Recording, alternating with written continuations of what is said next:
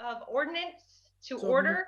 So moved. The members present are myself, City Councilor at Large Rebecca Lisi. We also have the Vice Chair, Juan Anderson Burgos from Ward 6, Councilor Terry Murphy from Ward 2, Councilor Libby Hernandez from Ward 4, and I see we have Joe McGivern at large joining us as a council member.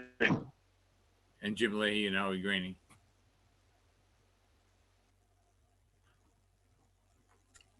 I think she froze. Yep. I froze. Oh, yeah. We also have Councilor Graney and Councilor Leahy. Thank you for that. Thank you, Jerry. You're welcome. The first item on the agenda is order filed by Councilor Lisi that the City Council create a revolving fund to be set up for the city's municipal rideshare funding received through the state through the Transportation Network Company. And then see attached, there was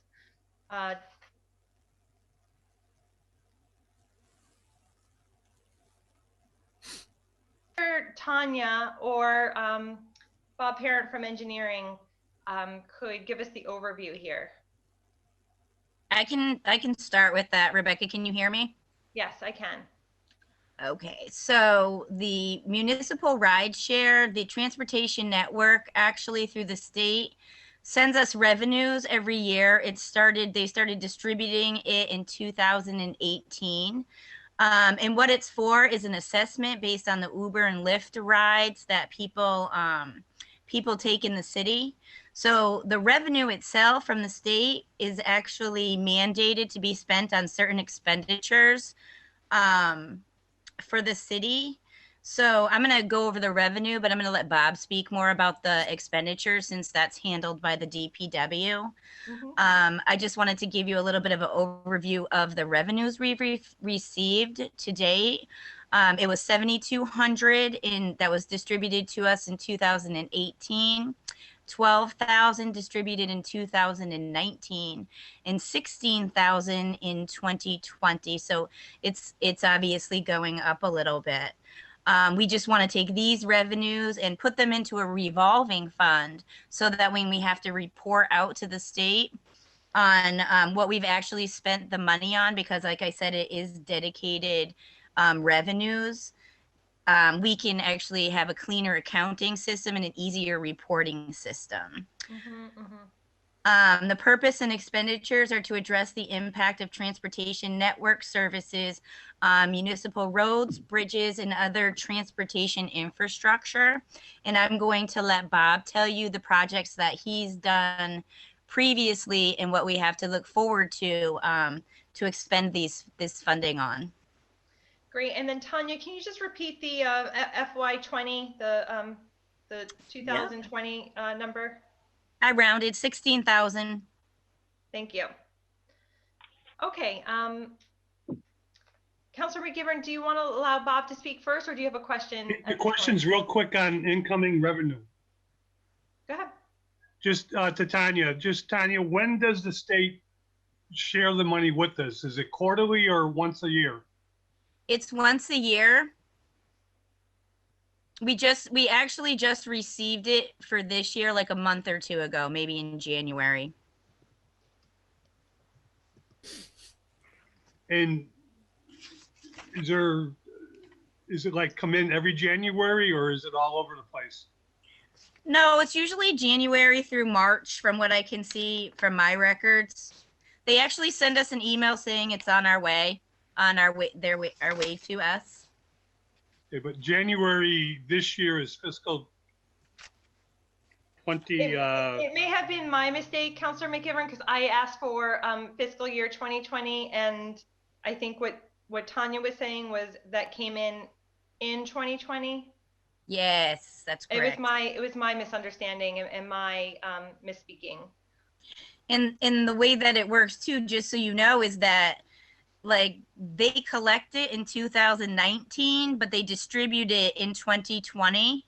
And that's not a fiscal year, that's an actual calendar year. So it's a little bit different than our other revenues. Okay, that's what I was looking for. Thank you. All right. Sorry about that, Joe. That's okay. Bob. Hello. Thanks for joining us. So if you're curious as to what we have or what we intend to use this funding for, when it first started a couple of years ago, we really didn't know what it was all about because it kind of came out of the blue. But we now understand it much better than we did at that point. We understand that it is a revenue source that is anticipated to continue coming in the future. And that's really the main reason that I'd recommend to Tanya that we set this up as a revolving fund, such that every year as this funding comes in, we have a place to put it, and we have the same place to put it every year, and there's a way to track it internally as well as to track it with the council and others who want to understand what is the revenue and what is the revenue being used for. The first year that we received revenue, we invested that in survey work related to the Complete Streets projects that are underway. As Tanya indicated, the funding has to be spent on transportation related projects. As you may know, we do some very large transportation related projects, but we thought this was a good fit for some small projects that don't have a source of funding unto themselves. So it allows us to create some things and move some things along that might not be moved along without it. Where we are looking at spending this year's allocation is related to the Valley Bike Share program, which again is transportation related, so it does qualify.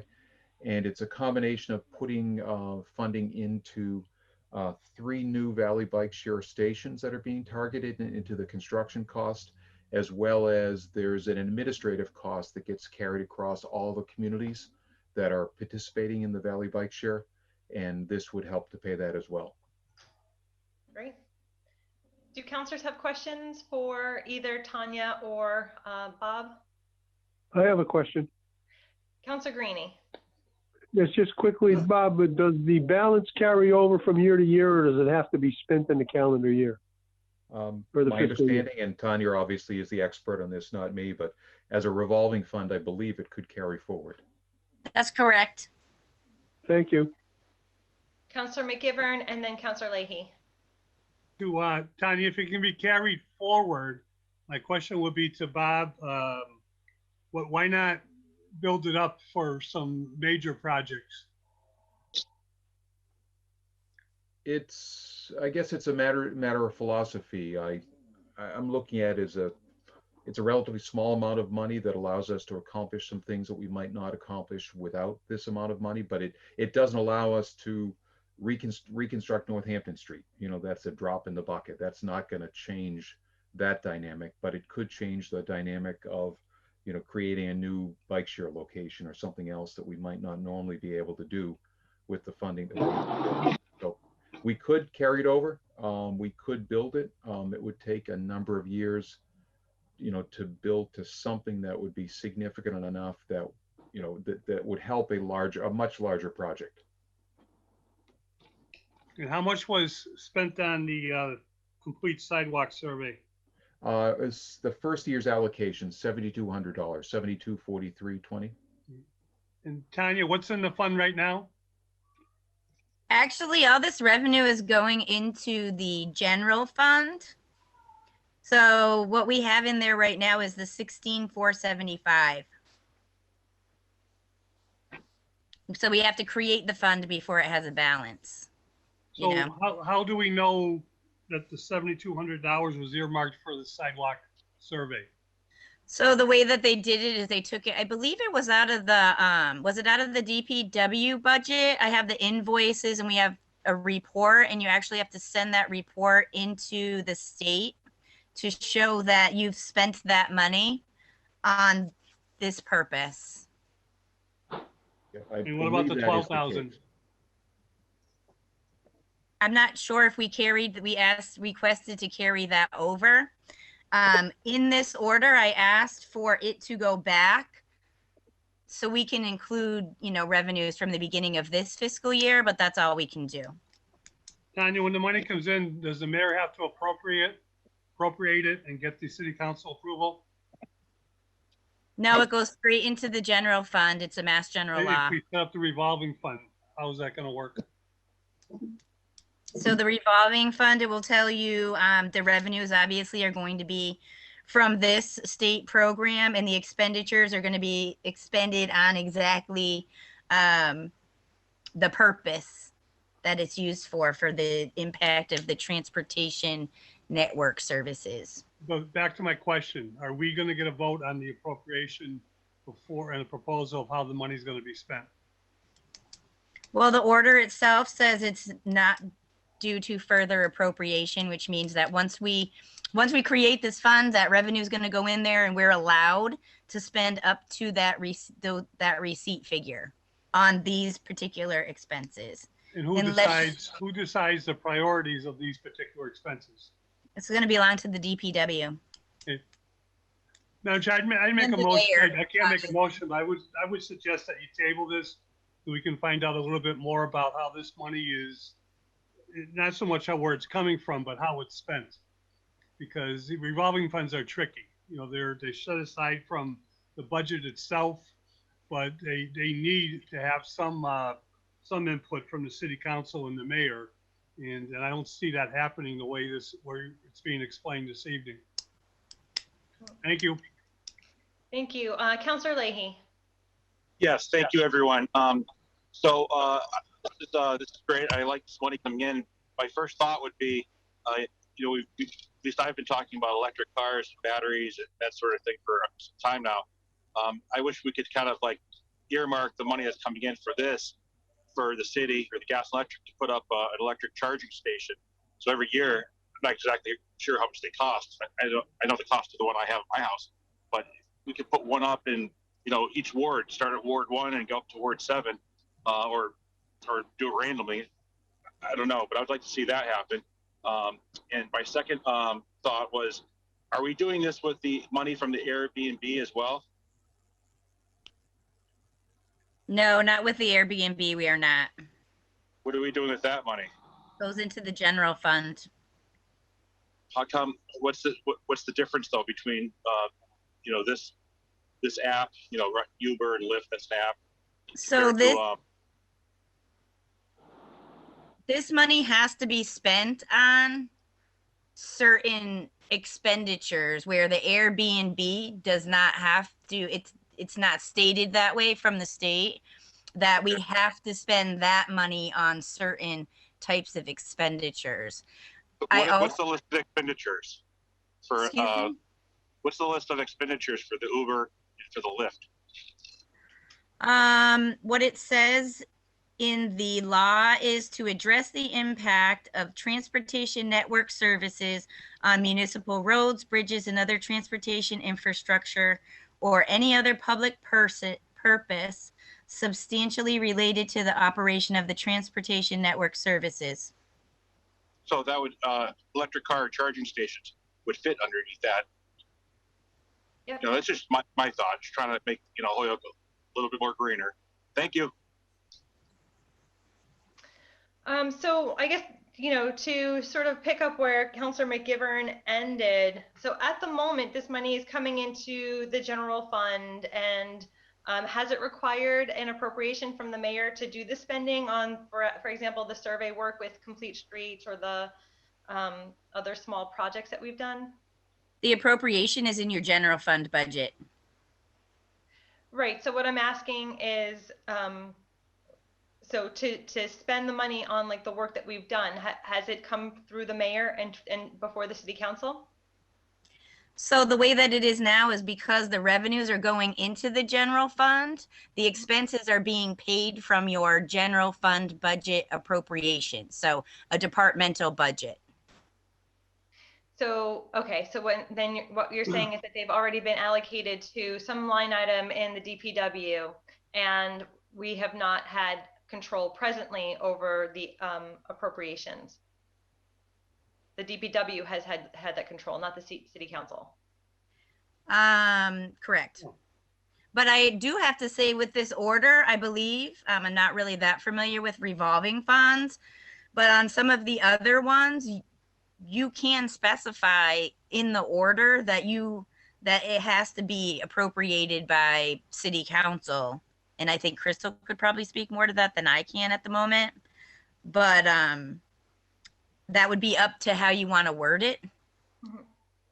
Yeah, it seems like, you know, if we just think about I forget what it was called exactly, the blighted building fund, you know, the building department can spend up to X amount of dollars without coming before the city council, but for projects above a certain threshold, they do need to get city council approval. And so perhaps it's worth having some threshold language in there that says, you know, if there's small amounts of money up to, I don't know, maybe $10,000, the DPW can decide how to allocate it, but above $10,000 in a single expense or expenditure, then we would want city council approval.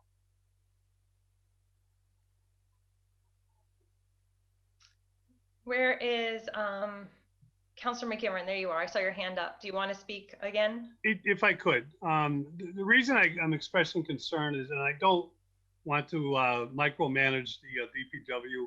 I know what they'll do is well intended, and I trust their decision making.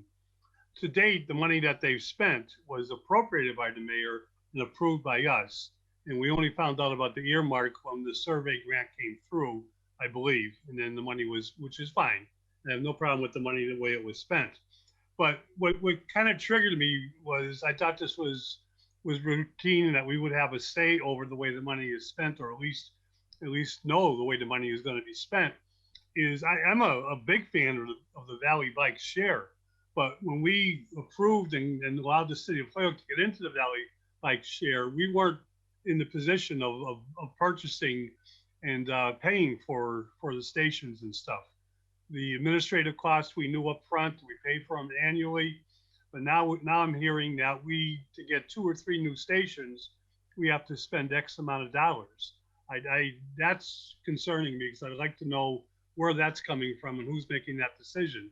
And I don't think we have that ability if the money goes into a revolving fund and is spent as things come along. Valley Bike is a great program, but when did it start costing us more money than the administrative fee? Well, from what I understood, it was this decision to create 3 new stations that would cost money. So, but we didn't pay to create the original stations. We paid an administrative fee, and Valley Bike brought them in, is my memory. Right. So we were subsidized, and now there's an opportunity to expand beyond where we've been subsidized. That's how I understand it. And maybe Bob could speak more specifically to the cost of the stations.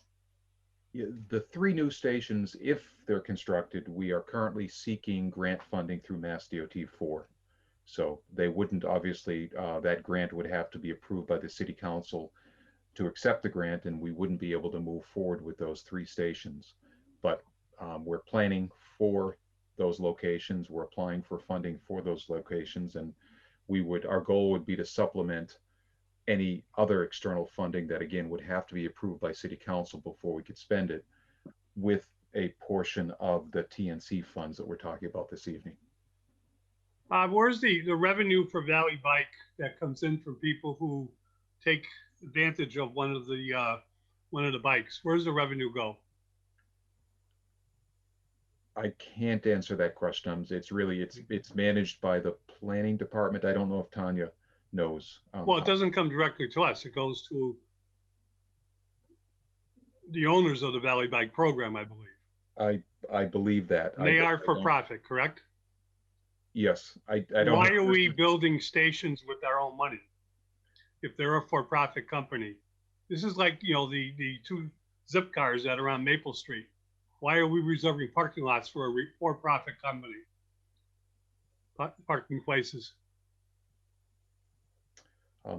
As I indicated, these 3 new stations, if they're built, would be built with grant funding received from the state. There are no plans to put city funding into these stations. Well, you started earlier that you said that part of this money would be used for it. And this is grant funding, just like DOT grant funding would be. This is not grant funding. This is revenue coming in, just similar to a lot of revenue that comes into the city, lottery money, excise tax. This is revenue. It's not grants. I agree. Thank you. Councilor Murphy, and then I think we should probably, as Councilor McGivern suggested, work to table this and get some more details about how to structure the revolving fund together. Councilor Murphy. Yeah, thank you, Madam Chair. I agree with Councilor McGivern, and I wondered why we would be, ideally, we're getting great use of the bikes, and I would love to hear a statistical analysis of just what the percentage of the bikes in each of these stations is being used and how many hours they're being used. But I agree with Councilor McGivern in terms of a capital investment when someone else is getting the profit going to their accounts and we're not getting any commission or anything along that lines. It leaves me some questions in terms of just how this whole thing works out. The ideal of it sounds great. The practicality may not be what it should be, and I'll make a motion that we table this. Motion has been made and motion to table has been made and seconded. All in favor? Aye. Aye. So then we can now invite the planning board, who I think is here in full, to join us, and we can proceed with the joint public hearings for the evening. If you excuse me for one moment, I'm stepping.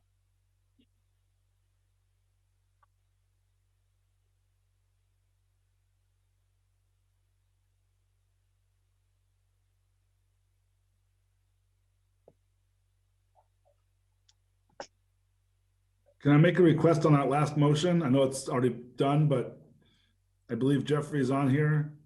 If you're going to talk Valley Bike, can you let us know? And we'll invite Cynthia from my office who will oversee this project. You're welcome to come visit us anytime and learn about it. Thank you, Aaron. It's Cynthia Espinosa. So, do we have the entire planning board here? Do you want to open your meeting, John, since we're already open? Okay, yeah. Well, actually, we'd have to open up. We have 3 public hearings we're going to do jointly, I understand, right? Yes. So I entertain a motion. Which one do you have on your agenda? A little bit different as far as numbering. So, Councilor Lisi, what's the first one you're going to take up? I have 2 different agendas, and I think that the next one that I have here is R1A to BL for Dennis Croto. Okay. I entertain a motion to reopen the public hearing of the Planning Board to take up a zone change from R1A to BL for 83 Lower Westfield Road. Dennis Croto is the applicant. So moved. Is there a second on the motion? Second. All in favor? Aye. Aye. So I just realized that that is the older agenda, and the new agenda is Sergey Troshi first, but we will proceed out of order. So under suspension of the rules, I'd like to entertain a motion to proceed out of order to item number 3. Make a motion to proceed out of order. Motion has been made and seconded by Councilor Anderson Burgos to proceed to item number 3, which is to continue the public hearing for a zone change application for R1A to BL for Dennis Croto at 83 Lower Westfield Road. There's not enough parking for commercial property at 79 Lower Westfield Road, and the applicant is interested in opening courses for floral design and gardening that would entail more parking. So this is a continuation of the meeting, I think, due to weather and other technical difficulties. Mr. Croto wasn't able to join us, so we continued this hearing. Is the applicant here or somebody representing the applicant? Councilor Lisi, yeah, John Boyer is here. He's in my office. I'm a friend of Dennis, and Dennis is also here. Okay, great. So do you or Dennis or somebody representing Mr. Croto, would someone like to explain the request that's being made for the zone change? Okay, so the request is, as you said, for 9 additional parking spaces. There is not enough room at 79 to do what Mr. Croto would like to do, and that would be to open the Ingleside gift shop back up again as a design class, an artisan class for jewelry, for flower design, stained glass, embroidery, and then also with the flower arrangement, Dennis has been made aware that there are grants that come, interns that come from Holland, that could also, go ahead, Dennis. Well, no, there'll be a great input because it's one of the flower capitals of the world, and we were already negotiating with them before COVID, and we're going to move forward with that if we can get the change to have enough space there, because when we do the courses or the classes, it'll probably entail 12 or 14 people, and then it really takes you about 6 people because it takes one person for every 2 people that are in the class to really get the benefit of it. And also we want to expand our gardening expertise because we are already growers of 2,000 dahlias every year, and there's plenty of land there, and we're going to expand that program. We wholesaled a lot of dahlias last year to Springfield Flora Supply, and we may be even expanding that program into the New York City area with our connections in New York State that handle all our Holland flowers. Thank you, Croto, sir. can you state your name and address for the record, please? Yes, it's Dennis Croto, 32 Concord Avenue, Holyoke, Mass.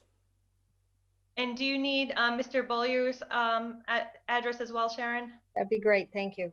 Yeah, John Bollier, Beaulieu, and I'm at 20 Willow Street in Chicopee, Massachusetts. Thank you both. Thank you. Councilor Lisi? Councilor Bacon? I just want to be sure you got a vote of the committee on the record to go out of order and take up the item and open the public hearing. I know the motion was there, but I don't think we voted. Yeah, I think he's right. Oh, sorry about that. So I don't think we voted to open up the public hearing, but we voted to take it up off the table. So we're not, I mean, sure, we could go ahead and entertain a motion to open the public hearing. So moved. Second. Motion has been made and seconded to open the public hearing and allow the public to speak. All in favor? Aye. Aye. So moved. Okay. So I think that's the presentation from the applicant about why they're seeking the zone change. Do you want to add anything to that before we allow members of the committee and also the public to ask questions? If I could just add one thing, I know the Plumbers Union has opened the old Sears building and they've put a nice state-of-the-art education facility over there. So this might tie in nicely with that. The clientele will probably be the same. It's like a classroom atmosphere he's looking to do. That's just the take I had. And then how many parking spaces are presently available at 79 Lower Westfield Road? Not a lot, maybe 10 or 12. 10 or 12. Okay, and other members of the committee who would like to ask questions, or planning board members? Yeah. Mr. Kelly. Yeah, I want to ask you, is your intention to demolish the piece of property at 83 Lower Westfield Road? No. We would not demolish it because it's a brick building. It's fine. Mm-hmm. And you had it rented out at one point in time. There were people living in there. Yes, but the people went back to Puerto Rico and they took off way last year. Because they're full disclosure. I happen to live in Devonshire Apartments next door to that property, and it has been a problem property for the people living there. Many police calls, very noisy, very unruly people living there. We're glad to see it empty. Well, as you know, it's difficult to get rid of tenants once they're I understand all that, but I'm going to tell you, many police calls within relative to the people that building with loud music and noise morning and night. And the residents living next door, were very upset by it. So. Oh no, I made trips over. I was over there constantly. Yeah, constantly. It was a mess. And I don't know, for a 2-bedroom home, there'd be about 8 or 9 cars in the back lot, and it was in terrible, deplorable condition. But I just pass that on. I'm glad to see it empty. And as I say, not the nicest tenants. I don't think any of us want to be in that situation. But once you have a tenant and they're there, you don't have a lot of control over what they're doing and not doing. I've been a landlord, I understand all that. I'm just pointing out to you, though, that was terrible. They're very unwilling. Counselor Bacon. Thank you. Mr. Kelly asked my main question, which was, I was interested in whether the house would be demolished. And I'm interested to understand that there's only 10 to 12 parking spaces in the current lot. Yes. And how many they would be anticipating to put in the other lot if it was changed from a residential zone to a business zone. I would say probably a dozen more spaces, and especially if we have some flower trucks and things like that coming and going. So, and I'll be interested in the planning board's take on this, because from my perspective, this is a spot zone seeking to expand a spot zone. And I'm not real warm for giving up residential property in a residential zone with one spot business sitting in it. So I'll just be interested to hear the planning board's take on that. Thank you. Ms. Panich. Yeah, I just wanted to back up a little and understand the plans for this property better. You know, obviously this is a zone change petition. We zone for use, we do not zone for projects. But, you know, since it is for 83 rather than 79, I mean, your business is running out of 79. Do I understand that correctly? Yes, there was a business running out of there. It was Ingleside Gift House for 25 years. And what you're looking to do is not to move that business over to the existing structure on 83. No, we actually want to combine it, and even between classes, we will have an artisan gallery there so people can sell what they're making. Okay, it's going to be juried, and because it'll be open to the public on certain days. More than likely, it'll be weekends. And that we will need enough space for the artists to park their vehicles there and for visitors to come that are going to be customers that'll support the facility in order to make it, you know, feasible. Okay. And do you also own 79? Yes. So you might be looking to merge those parcels in the future. I don't know if that's a possibility or how that works, to be honest with you. Yeah. No, I was just thinking that one alternative was it is a residential lot now, and whether there was some way of getting a special permit to use it for a business purpose. But since it isn't really a home occupation and you're not living there, you know, it isn't clear to me whether any such route exists. But no, this is very helpful. I just didn't, you know, I wasn't clear on what precisely you were looking to do here, and now I am. Well, let me ask another question. Is it possible to take part of that parcel and attach it to 79, some of the land, so we'd have existed? We would at least expand the parking situation. But then what I want to know is, can we have students still working on that residential land, you know, doing the gardening, et cetera, like with the dahlia crops and so forth?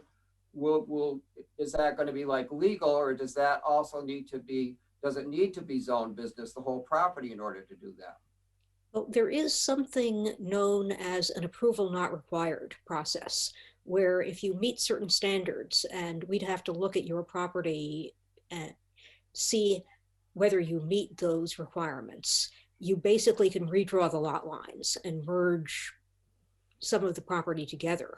That would work. That would be perfect. There's a zoning provision that I think I at least would also have to revisit, that allows for some of the uses on one, you know, in one zone into the merged zone. And it's been many years since I looked at those provisions, and it strikes me that it is possible in a split zone parcel that's been merged by A&R to possibly get what you want without having to change the zone. Yeah, so the thing is that the largest room, which is 30 by 32 feet, it's right on the property line. Yeah. Between the residential and the commercial. Well, as I say, we'd have to look at these provisions again, and somebody who is more familiar with the details of how they work than I am off the top of my head would have to advise you on it. But Right, and I think it that strikes we me don't that want it's to get. possible anyway. I don't think we want to get into a discussion or, advising folks on how to deal with their property in this situation. I think we really want to stay focused on the request that's before us with this zone change petition. Well, you have your procedures, we have ours. I will happily defer. Well, I mean, I think also from, a legal perspective, we don't want to be giving advice on how to, attack a particular problem. We have this issue before us and it's the zone change, and we can understand the project to an extent and figure out if the use is appropriate for the zone change. What I'm interested in, Mr. Croto, is whether or not, what prevents you from using the parking in your adjacent lot presently? I mean, if you own both the parcels and you're conducting whatever activity out of. A lot would have to do with liability. And what you're saying there is the type of business that you want to conduct inside the parcel would not be appropriate. So it's not just the parking, it's the type of activity that you want to cite on that parcel. Right. Right. I mean, basically we'll be using both parcels for the same use.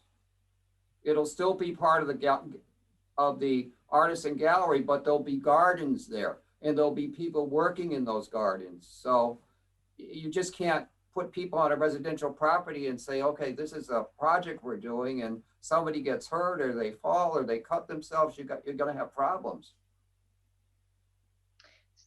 So I just want to make sure that from what I understand, then you're requesting the change in use for the activity and not just the additional parking, which right. is right. Which is what the right. We're going to use the property. I mean, absolutely. There's a lot of land there. It's an acre of land.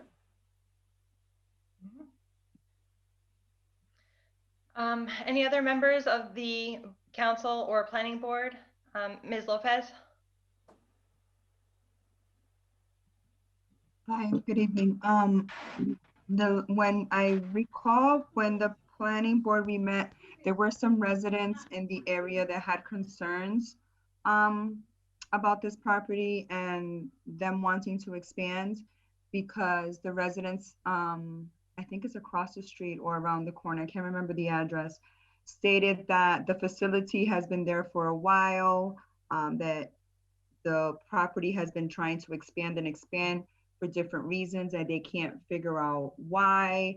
And they had serious concerns that this so-called business plan is not really what it's going to be at the end of the day. So I just want to put that out there, that you do have residents, neighbors who are concerned with this zone being changed and for you to use additional space, because they feel as though it's a residential where they live and they want to keep it that way. So I just want to point that out, that there were residents that made concerns, voiced concerns. Thank you. Mr. Kelly. Yeah, and I just want to remind all of us that we're looking at a zone change.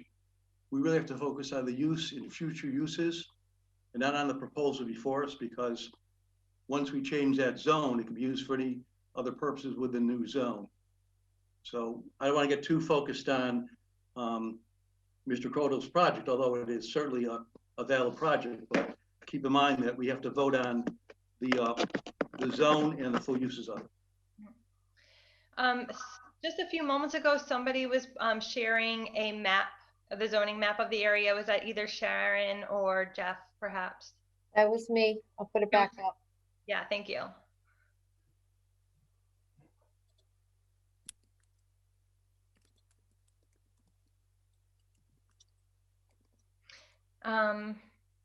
You probably can see it a little bit better on your computer. Do you mind just walking through and identifying the parcel? It looks like the diagonal stripe lot is the parcel that we're thinking of. I'm going to let Jeff answer that question. So the property that you see that is striped is the current business zone, and it's the property to the east of that, the green there, to the, well, rather west, sorry, my bad, to the left, to the west. That one there, that's the property that's seeking the change. And what is to the right with the diagonal stripe? That's the what is it, BL zone? Yes. So the request is to move the adjacent parcel that is R1A to BL. That would be the same as what is to the parcel is on the right. Correct. Mm-hmm. Any other questions regarding the map? Jeff, the parcel directly across the street from it is also zoned R1, but is that's conservation land there, or that's not a buildable lot, is it? That's where there's a stream that follows the bottom of that. Yeah. And that parcel is owned by, I want to say that's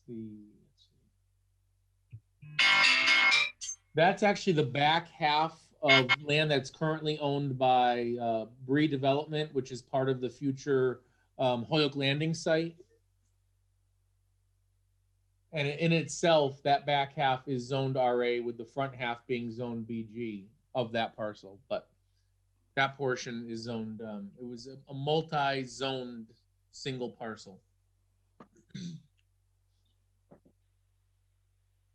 But it's not something, but is that, am I remembering correctly that's not a parcel that they can build on because of the it's probably not, because it's on, I'd call it almost a ravine of sorts. I know there's a significant topography change there with the stream at the base of it.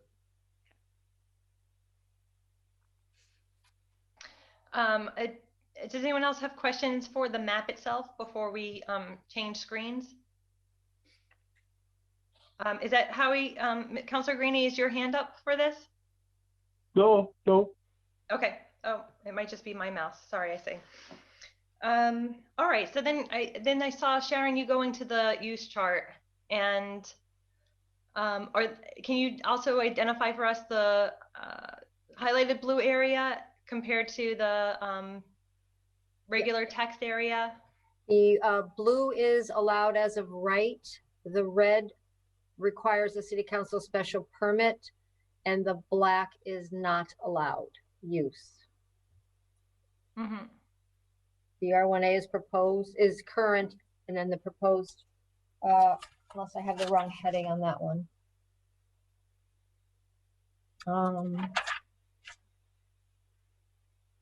Yeah, R1A to BL, correct. So. Right, this is a great feature here. So it seems that at least what's in the window here, we have all the same uses in each of the rows. There's just a few that are different in terms of whether they're allowed by special permit or by right. And R1A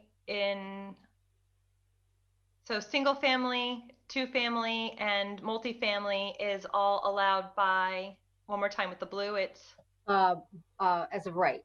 As of right. And previously it would be allowed by, or not allowed for the two and multis, I think. Boarding house would be allowed, but only by right in the BL zone. No, by city council special permit in the BL. I see, yes, the red. Special permit, and then not allowed to have a planned unit development, despite the fact that you could have that in the R1A. Special permit for independent living, retirement, assisted living, residential care and rehabilitation, not allowed in business limited, but it would be allowed by right in the R1A zone. And then the rest seems very much similar until we get to the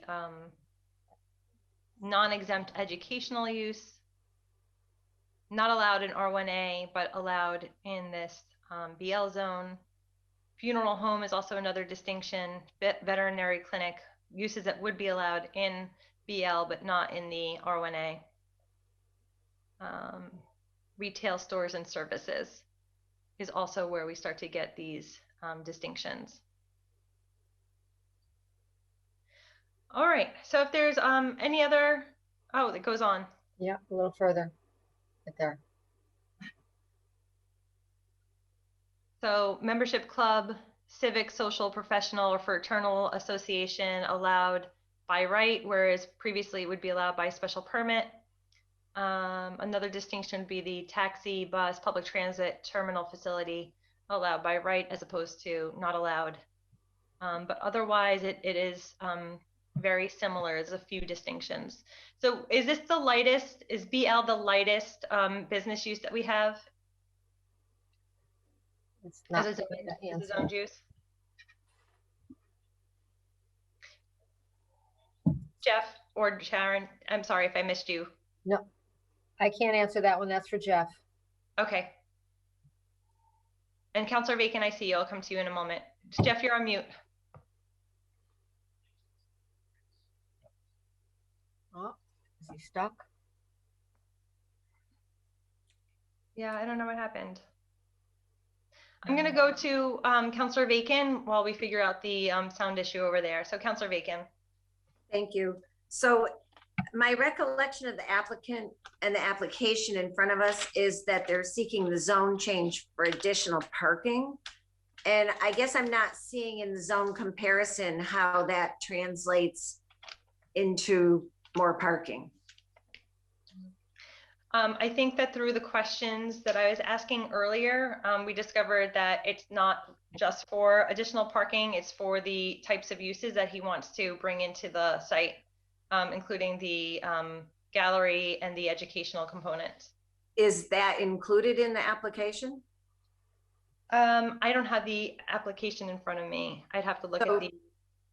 I would just say I'm not sure that we can entertain something broader than the application that's before us under the zone change. I think this is about a zone change, not about the use. I mean, we're interested in what they're using it for, but that's not how we can make the decision, is my understanding. Yep. We're making a decision about the zone. Because all uses, whether it's parking or the educational or, you know, we just heard about the traffic and, you know, taxi and other terminals, like they all are included under the new zone. So I understand that. I'm simply pointing out what the applicant is stating in the application in comparison to what they're stating in the public hearing. Thank you. Mm-hmm. Right, okay, so I was looking for the application, but it's not coming up in the drive quickly for me. I just had it up there. Did you not see it? I was screen sharing. No, I was looking on my own computer. Sorry about that. Oh. I'll put it back up. Yeah, and then I think we could move to public comment. I'd like to take a peek at it though. There's not enough parking for commercial property at 79, and we intended in opening courses for floral design and gardening, which would entail needing more parking. So they do sort of talk about the commercial uses that would be taking place on their BL zoned 79 right. Westfield Road. Right, the currently zoned business. Mm-hmm. Okay, so members of the public who wish to speak, you can raise your hand or you can use the reactions button at the bottom of your screen to virtually raise your hand and put a hand in the screen.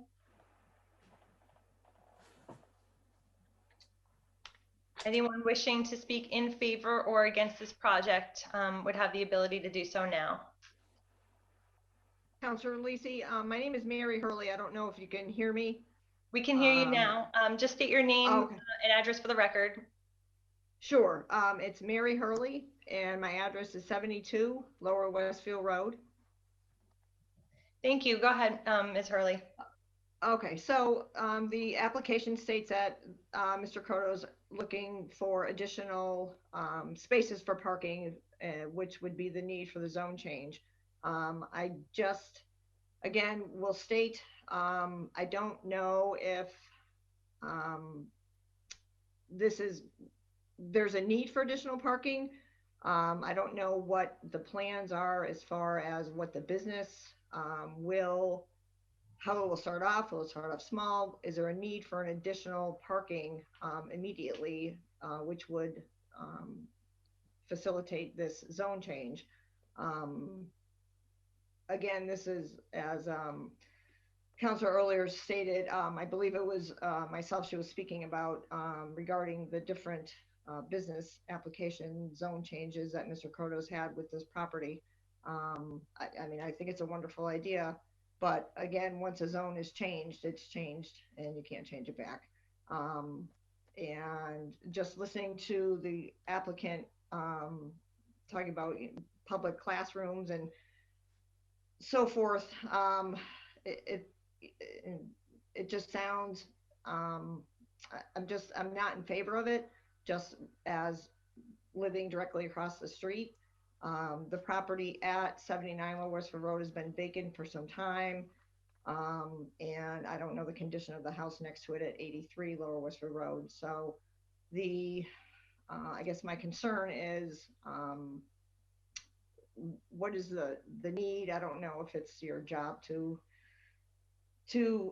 establish what the need for this business is. Are there people interested? Is there a need for it? I just don't feel comfortable with this zone change, and I just like to state that for the record. I appreciate all of your help and assistance with this. I appreciate it. Thank you. Thank you. Are there other members of the public who wish to speak either in favor or against this project at the moment? Planning board members, since you all will be in a position where you're giving us a recommendation, do you feel satisfied that you have all of your questions answered at this point in time? What's the board members' thoughts on this? So we're ready to close it? No, I think I have as much information as I need. Okay. Did someone want to make a motion? Motion to close the public hearing? Motion to close the public hearing of the planning board. Is there a second on the motion? Second. All those in favor? Aye. Okay. So Councilors, are we set with the public hearing and wish to close at this point, or do we want to leave it open? I think we can close the public hearing and proceed. I'd like to make that motion. Motion has been made. Is there a second? I'll second it. Motion is made and seconded to close the public hearing. All in favor? Aye. Any opposed? So moved. Okay, so item number 3 has been closed. And what we do next is the ordinance committee awaits a recommendation from the planning board, and they'll give us an idea of how to proceed. And then we take that into consideration as we come to our own separate decision. So thanks so much for participating this evening, Mr. Croto.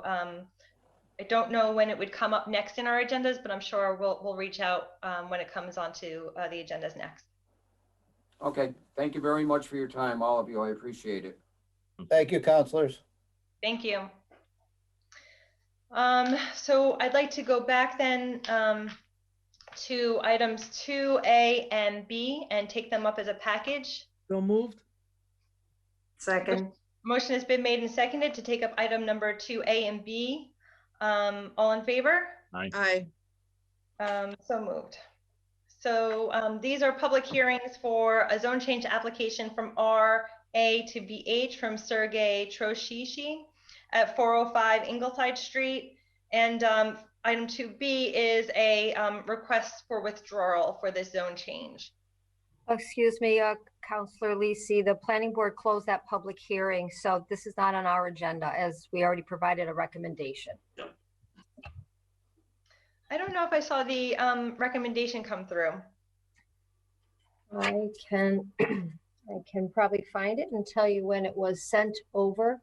And I did speak with the applicant a few days after I had sent it to you, notifying him as such. But let me pull that up for you. I'm looking as well in the drive. What was that address for him? 405 Ingleside Street. Ingleside Street. Thank you. The recommendation was sent on, it was stamped at the clerk's office March 2nd, and it has a February 25th date. Can you put it up so I can just read it into the record for ourselves over here?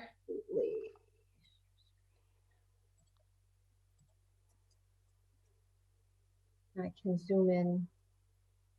Yes, I got it.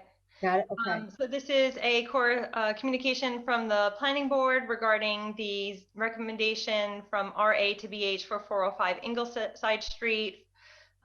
Please be advised that at its February 23rd, 2021 meeting, the Holyoke Planning Board discussed the above reference zone change request. After consideration of all information and testimony presented during the public hearing, the board unanimously voted to recommend to the Ordinance Committee of the City Council that the zoning map change as requested be denied. So we have the Planning Board recommendation. Additionally, we have a request from the applicant that the zone change request be given leave to withdraw. I'll make a motion that we accept the recommendation of the planning board and the petitioner's request that the zone change be withdrawn. Second. And I'd offer a friendly amendment that the applicant's letter for withdrawal can be accepted without prejudice. Motion made and seconded to amend the recommendation to give leave to withdraw without prejudice. All in favor? Aye. Aye. So moved.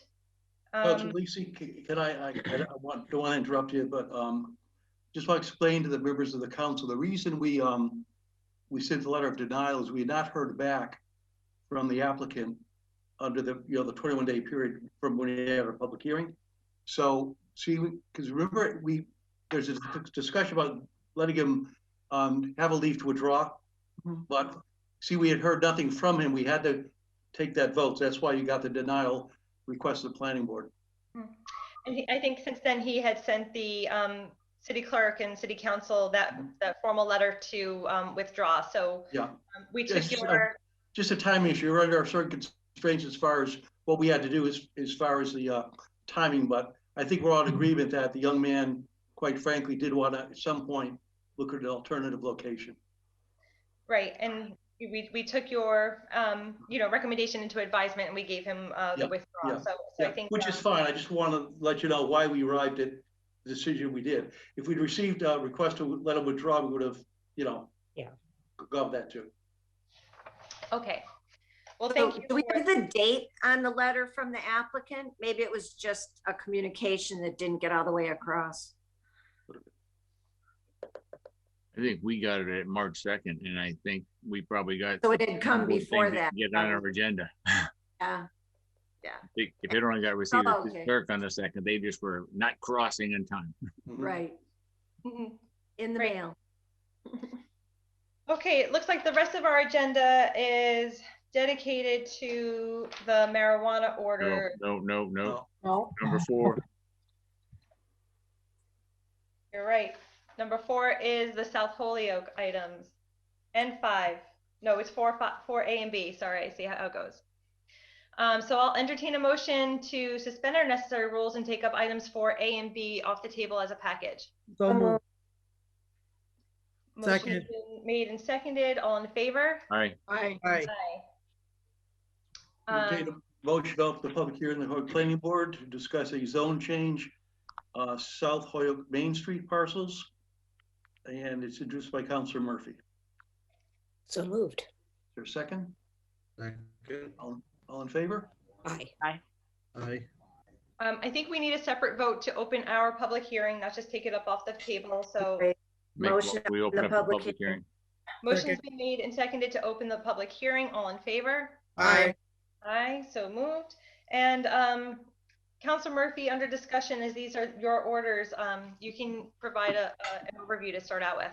Okay, thank you very much, Madam Chair. So basically, I've met with people from the planning board. I've met with people from Nueva Esperanza. I've met with the person that owns the mattress sales thing. I've met with people at the Greek church. I've tried to meet with as many as I can. But the ultimate goal here is to try to provide a zone change that would not make anyone in those parcels become non-compliant, and would allow. We have 2 vacant lots there now, potentially a 3rd one coming. And 2 others that I'm hoping will get rehab, but we don't know. And the goal would be, I know Nueva has a piece of property right now. They can't build anything on it. We took down a building, I think maybe 3 buildings away. You really can't build on it because of the setbacks. And so the zone change I'm proposing would allow us to build out and actually be able to do something constructive. My hope would be we might get some commercial, and maybe some commercial with an apartment on top, and provide some revitalization of that section of Main Street. And my goal, and I'm hoping I've done this correctly, is that we do it without making any of the other property owners non-compliant. And I think I've done it. Great. Additionally, I think the BC use, as opposed to the DR use, allows for the storefronts on the 1st floor, and then the apartment uses on the upper floors, which is a really nice way to think about developing this part of the city again, as opposed to just going forward with a downtown residential zone. And again, I tried to make it so that it would potentially be constructive in terms of that aspect. And again, not trying to provide any disincentives for those that already own the properties. Mm-hmm. Okay, I see Councilor Bacon has her hand up. Councilor Bacon. So through the chair to Councilor Murphy, just to clarify, this is a zone change from BH to BC, correct? Yes, yes. Okay, and so as a part of this public hearing, all of the property owners that are listed here have been noticed of the meeting, even if you weren't able to speak directly to them, right? I have been told they've all been notified, yes. Okay, I just wanted to clarify what's changing from what to what. Just out of curiosity, is this circle around on the map? Is that the 300 feet around the parcels that we're talking about? That is correct. So, and all those individuals, the abutters, if you will, were notified of this public hearing through direct notice? I can't speak on that because it came out of the city clerk's office, but that would be the 300-foot radius of people that should have been notified. Is Jeffrey Anderson Burgos on the call here? I can confirm that the abutters notices did go out. Great, thank you so much for that. Thank you, Jeffrey. Unless there's any other questions from councilors or planning board members, I would be happy to just move to public comment. Councilor McGivern. If I could, just along that abutters notice is one thing. What about the property owners? They're not abutters. That's what I asked, right? So I think what we understand is that each of the property owners have been noticed, as well as all of the abutters within 300 feet of each of the properties. Can we get a copy of the property owners who were notified, please? I'll request that if it needs to come through committee. Jeffrey, do you know if it's in the drive, or that if you have access to it? The list would have gone directly from the assessor to the clerk's office. So I can't say that I saw the list, other than to know that I can confirm the clerk's office did say they sent those out. I don't think it would be difficult for me to get that, though. Great, so we'll put that in as a request for next meeting of sorts. Okay, so then if there's no other questions from committee members or planning board members, I would move to public comment. Are there members of the public here who would like to speak? I see Nueva Esperanza. Please state your name and address for the record. Good afternoon, councilors and planning board members. My name is Juan Sanchez. I'm here representing, I'm the president of the board of directors at Nueva Esperanza. We're the owners of 2 properties on Main Street, 401 Main Street and 413 Main Street. We both own both of those properties outright. I'm here to support Councilor Murphy's order to change the zoning from BH to CB. As you know, Nueva Esperanza is a longtime community development corporation in the neighborhood. So our mission and vision is based around the idea of development and being able to develop the neighborhood in a different way. In the past, that has been through residential. In the future, we're looking to do that through entrepreneurship and creating economic opportunities for the residents. And to be able to do that, we need to be able to develop properties and complexes and what we own that will allow for us to create the future and the next generation of the kind of services that we want to offer for the neighborhood. Right now, with that, with the current restrictions, we're not able to build much. We're able to build an auto shop. We're able to build a mechanical shop. We're able to build a car dealership, right? But if we wanted to build a 3-story incubator space, you know, similar to like what a Gateway City Arts had, we wouldn't be able to do that. If we wanted to build, you know, a space for trades or works or things of that nature, that would be more of a shop space or storefront space for small businesses. Again, you know, this would not, you know, the current zoning does not allow for that. As, you know, so on behalf of the board of directors, as I said, we're really excited to see the zone change being put forward. You know, it will allow us to continue to develop our plan for the future and to tweak our plan now because we're able to do more with it, right? So, again, I'm here, you know, I just want to say thank you to Councilor Murphy for reaching out to us, speaking with us. We did get the notice, by the way, we got it 5 times. Just want to say on my ID told me we got it 5 times from the city letting us know about this meeting. And yeah, I just appreciate you guys are taking the time to listen to me. You know, like I said, Nueva Esperanza has a long history in the city of Holyoke, in the South Holyoke neighborhood. And we're just looking forward to continuing to being a partner and helping develop the community. Thanks. Thank you. Are there other members of the public who wish to speak either in favor or against these zone changes? Hearing none and hearing that there was a request to ensure that the property owners as well as the abutters were all notified, it seems that it may be prudent to table or continue the public hearing for another meeting. I'll recognize Councilor McGivern and then we can see where we want to go from there. Actually, I was just going to say Nueva's letters could have been as abutters for other property that they own, which make them abutters and not just owners of the property that is part of the proposed zone change itself. But thank you. Right, so there's a high likelihood that the owners as well as the abutters within the 300 feet were actually noticed. Mr. Vega. Thank you. Just as an anecdotal note, I can confirm that the Greek Orthodox Church also received 5 letters of the zone changes, so they were notified as well. I have a high degree of confidence that the notices were out there. I just don't have a document to you know, validate that. Councilor Murphy. Yeah, just to go along with what Mr. Vega just said, you know, the Greek Orthodox Church also has been trying to figure out, and I'm going to go way back in history, because when they had a fire back when I was a young alderman at large, and they were not going to rebuild in South Holyoke, I can remember pleading with Father Harry, please renovate the church and keep it in South Holyoke. You're a cornerstone on Main Street, and we really need you. And this is when things were not going very well down there, and they did it. And so I did meet with them, and they were hopeful that this could start to create a revitalization on that Main Street corridor. And again, I tried to make this as small so that there was no chance of somebody losing. And I've been encouraged to do other things, but I know in doing some of the other things that they would become non-compliant, and I don't want to do that. But I tried to reach out to those that I could.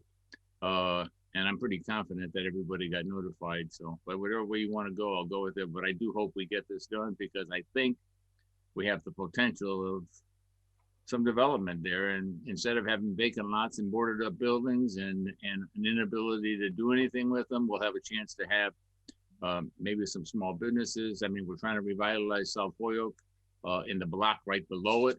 You know, maybe somebody decides to put a restaurant, a coffee shop, who knows?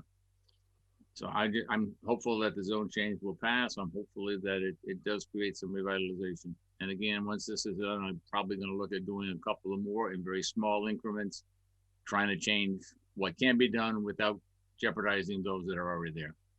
Thank you. Thank you, Councilor Murphy. I very much support this. I think it is the sort of solution that we need to start making, you know, mixed use residential and commercial districts in this area. And I think that the BC zone is a very nice fit. So I think Ms. Krukemeyer.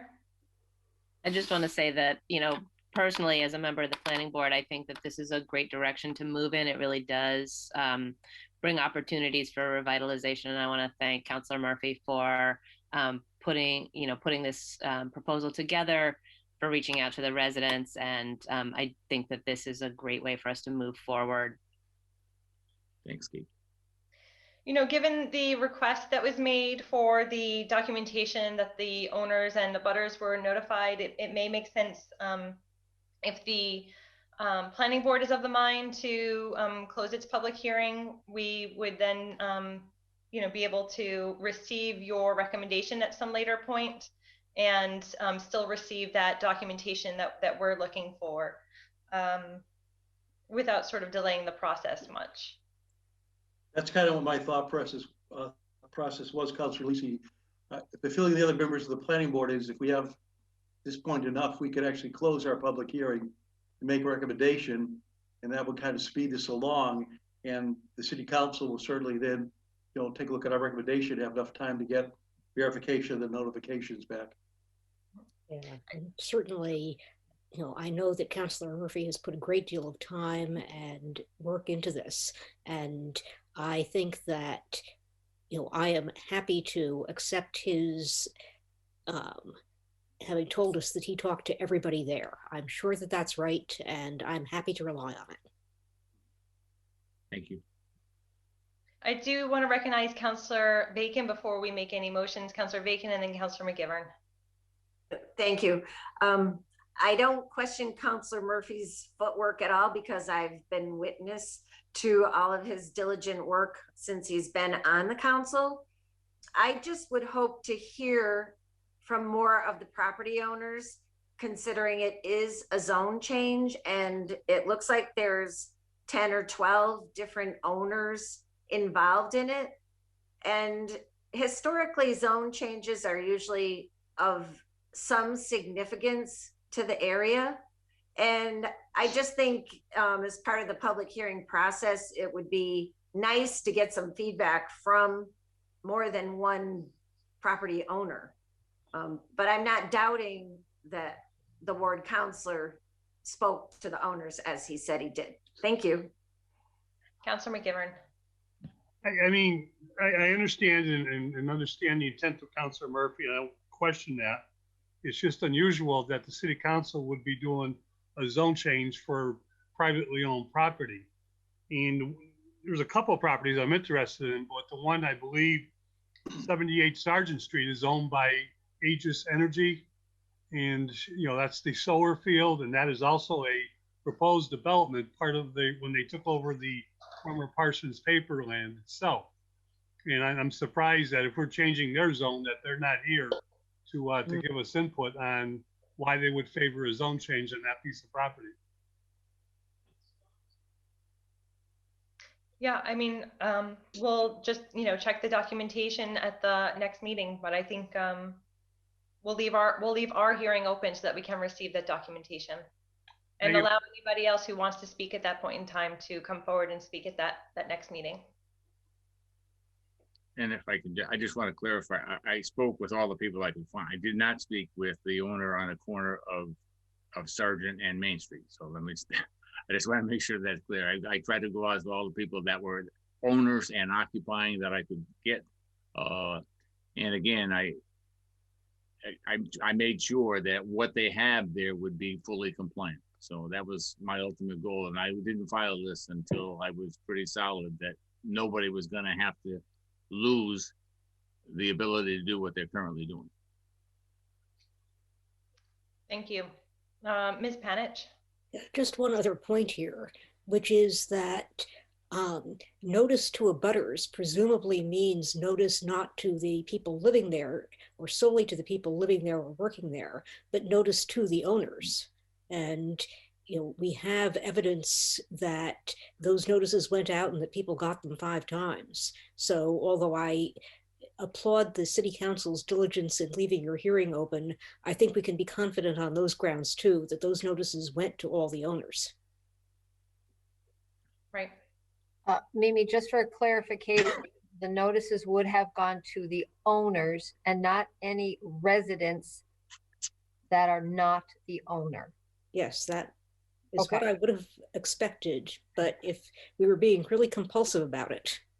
Well, what I understand, you use the assessor's office listing, so those are the owners, of record. Yeah. Properties. That's who those notices went out to, based upon assessment records. Councilor McGivern, do you have another? Well, I just want to clarify. The only owner we heard from was the Waiver Esperanza, who also owns other property, which could be abutting property besides the property that's designated in the zone change. The Orthodox Church address is not designated in the zone change, so they were an abutter, not an owner, correct? The Greek church is an abutter, not the owner of a parcel to be changed. Right. So we have not heard from one owner except maybe Nueva because they own other property. I have no problem going and waiting and just tabling our city council thing and the ordinance committee until we get the list. But I'm very confident that the owners have been notified, and I'm pretty confident they realize that they're not going to have to do anything differently. Right, and I think at the end of the day, we all have settled upon the idea that we'll keep our hearing open, and the planning board can move forward and make a decision about whether they want to keep theirs open or close it at this point in time. Okay, then I would move to close our public hearing. Motion made to close the public hearing of the planning board. Is there a second on that motion? I'll second that. Any discussion? All in favor? Aye. Anyone opposed? Okay, motion carries. We need to continue this public hearing to a date certain. Sharon, I know that you and I were talking about the 13th as a potential next joint hearing. Is that correct? That is an availability, if I'm not mistaken, by the board. Yes. Well, I don't know if we need to meet together for this one. No. So let's. Well, if we've closed our meeting, we will not be able to meet with you on this topic. Right. Right. That's why I'm saying we don't need to use that same date if we're meeting jointly. So let's move for the. Madam Chair, should we close our public hearing? No, we're trying to continue it to a date certain. Got you. Sorry. And just out of curiosity, since we haven't settled on that date of the 13th, is there a possibility to do the 27th as a joint instead of the 13th? I defer to the chair of the planning board. Is that, are you asking? At this point, I don't see anything for the 27th. Jeff, anything that you know in the pipeline? We would go to the 27th instead of the 13th? Right now, we have nothing on the agenda for April 27th. So yeah, we could certainly council do the 27th. Okay, so let's continue our public hearing on this matter for the South Holyoke zone changes BH to BC until April 13th at 6:30 p.m. Motion to continue to April 13th at 6:30 p.m. Thank you. Motion is made and seconded. I saw Ms. Councilor Anderson Burgos second that. Yeah, for you. sorry, I'm having problems with my mute. Sorry. That's okay. All in favor? Aye. Aye. Aye. Any opposed? So moved. Okay, so this has been continued effectively to 4/13 at 6:30 p.m.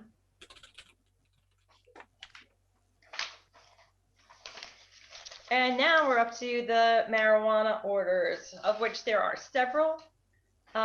They go from items 5 through 13. So I'd like to entertain a motion to suspend the necessary rules to take up items number 5 through 13 and continue those public hearings. So moved. Motion is made and seconded. All in favor? Aye. Aye. So moved. And I'll just read the first one, which is the umbrella that encompasses all the others, into the record. This is that the Holyoke Code of Ordinances 7.10 marijuana facilities be reviewed and amended, including any amendments to definitions, zone change requirements, and changes to the permitting process. Mr. Kelly. Entertain a motion to reopen the public hearing of the Holyoke Planning Board, take up a zone change for marijuana related issues, introduced by Councilor Lisi. So moved. Is there a second on the motion? Second. All in favor? Aye. Aye. All right. You. Okay, so last time we all met, we were going through a number of text changes, and I think we wanted to review a few more items, and I think that I'm going to pass the baton to our Director of Planning and Economic Development, Mr. Vega, to see if you have a plan for how you want to go into this conversation. Thank you, Councilor, and good evening, councilors and members of the planning board, members of the public. Thank you for all being here. Yeah, I think we can do a quick overview and go from there. Basically, there are 3 buckets of changes, if you will. And I do want to take a quick moment to, give a big shout out to Jeff and Sharon from the office, who have been managing a lot of this conversation, a lot of these technical changes, and trying to keep the document in order. And also thank you to Mimi from the planning board for taking some of the reins from the planning board perspective. So there may be a few little numbering and commas we still need to brush up, but the 3 basic buckets, if you will, of changes are: 1, to put our ordinances in line with recent CCC regulations and guidelines. You will see that in the where, why, how document that was sent to you, which I'll walk us through. So those in line, if you will, dictating the correct law that we're referencing in our ordinance, taking out the board, taking up the Department of Public Health, because they no longer oversee any aspect of cannabis, inserting delivery where now delivery is allowed.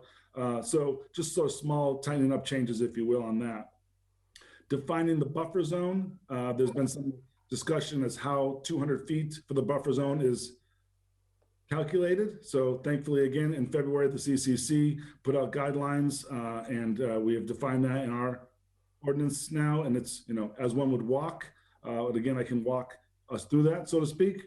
And then lastly would be to present the framing for an overlay district, a downtown cannabis business overlay district, which we are presenting rough, and I stress rough, maps this evening in designated areas this evening. So to start off with, we are still very excited to be welcoming and working with this emerging industry here in Holyoke. As you probably know, once again, we have probably close now to 50 host community agreements in the pipeline, many of them with provisional licenses already at the state level.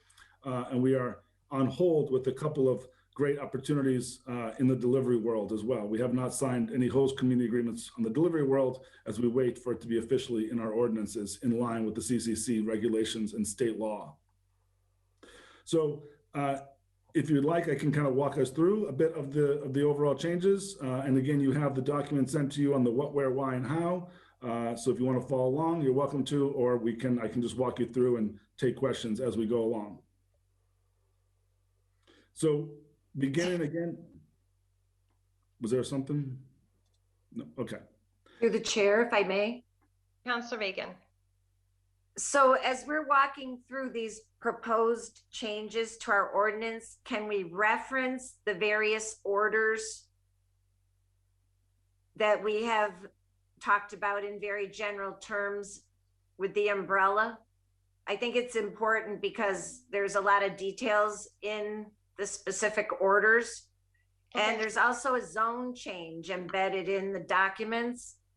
And I just want to have the discussion be referencing things of significance. Thank you. Mm-hmm. Okay. I will leave it up to you to reference the council orders. I do not have that in front of me, so I'm happy to go slowly if someone on the council wants to be referencing any particular city council orders.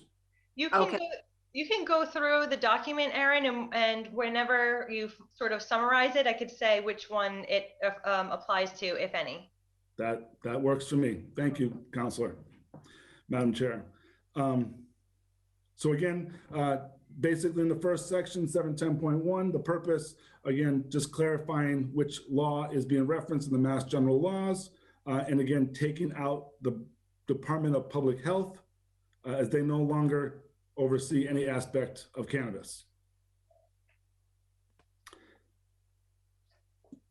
Our second change was to actually put in a definition of marijuana establishments.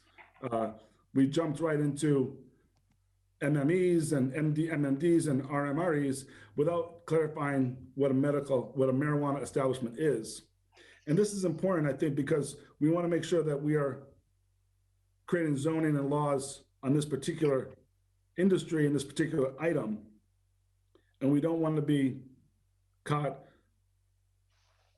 referencing or trying to regulate businesses that may be related to cannabis but do not participate in the cannabis industry. So marijuana establishments are clarified, and again, using CCC guidelines on that. That's the first section of red on your document after 7.10.2. I'm just going slow in case there's a particular question. You're doing fine. You're doing fine. Okay. Then, of course, our second change there in 7.2 is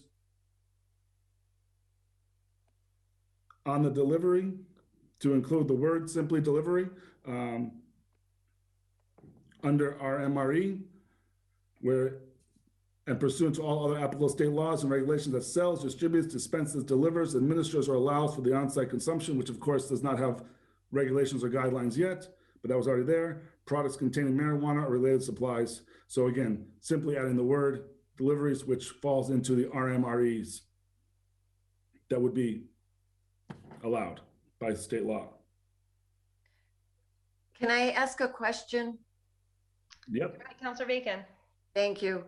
So because it's allowed under state law, does that mean we're required to have it in our ordinance, or just that we can choose to have it in our ordinance? And I'm speaking specifically about deliveries as they relate to recreational versus medical. Well, I cannot see a reason why we would want to inhibit the business, but let me see if I understand your question. We're not required by law to include anything. As you know, some cities have not allowed for the cannabis industry to be established. So I guess I'm trying to answer your question and trying to understand the background behind it. I mean, delivery activity already happens, as we know, with medical. You could not create an ordinance or a rule that would not allow delivery from another licensed delivery on the recreational use, adult use. So why would we want to be at a disadvantage to allow delivery into the city from other licensed facilities without having our own licensed facility? Well, that's a strategy debate, but I'm just simply asking a technical legal question, because up until now, we have not approved deliveries except for one project where it was pulled out of committee and the council approved it, which is why deliveries is a big part of what we're talking about in the revisions. And so the earlier discussion was around the delivery of medical versus recreational. And Right. So I'm just asking the question to make sure that we understand that if we're doing it, we're just making a choice and a decision to do it, but we're not required to do it due to the amendments of the regulations or the change in the law. That is true. Okay. Yes, I guess that would be true. We're not required to do it. This is Right. our recommendation, both from an economic development point of view, as well as a social equity point of view. We know that social equity has been a central topic on the CCC and the legislature and the original ballot question. Unfortunately, due to the reality of this industry, social equity candidates, economically disadvantaged candidates have had a hard time getting into the industry, and specifically the operator delivery model is a very strong entry point for social equity candidates to enter the industry. Right. And so we're looking at our ordinances and whether we want to make them broader in terms of delivering a recreational substance. And we're limiting it under this particular debate to recreational marijuana. But I believe, and I'm not sure because I haven't recently researched it, that we still limit delivery of things like alcohol to the home in our city. Do we? I could be corrected on that. There is state law that regulates delivery of alcohol, correct? And this is this is putting us in line with the state law that allows adult use cannabis to be delivered. Mm-hmm. Thank you. Absolutely. But I mean, just to the question that Councilor Bacon was raising, if you're taking food to go from any of the local restaurants, you can buy cocktails as part of like your menu, and they can deliver those. I mean, that is happening right now. Under COVID, yeah. I see Ms. Panich wants to be recognized for this conversation. Yeah, thank you. I just wanted to ask one clarifying question. My impression was that although we can not authorize delivery within, from city licensed marijuana facilities, we can't prevent delivery services from Northampton or East Hampton from delivering to Holyoke residents. Correct. Is that correct? Correct. I believe I said yes. I absolutely thank you for the backup on that. So again, if you look at the notes under the explanation as to where, why, and why we're doing this, delivery couriers and delivery operators licensed in another municipality can make deliveries in Holyoke without further authorization because Holyoke has already delivery retail sales. So we need, yes, this would put us at a disadvantage, and again, a disadvantage particularly on the social equity applicants that are on this call, on this meeting, I should say, and are Holyoke residents and are looking to establish a business in Holyoke. And unfortunately, the only way they can get into this industry at this point in time, due to the amount of regulations and the amount of funds made to get into this industry. Oh.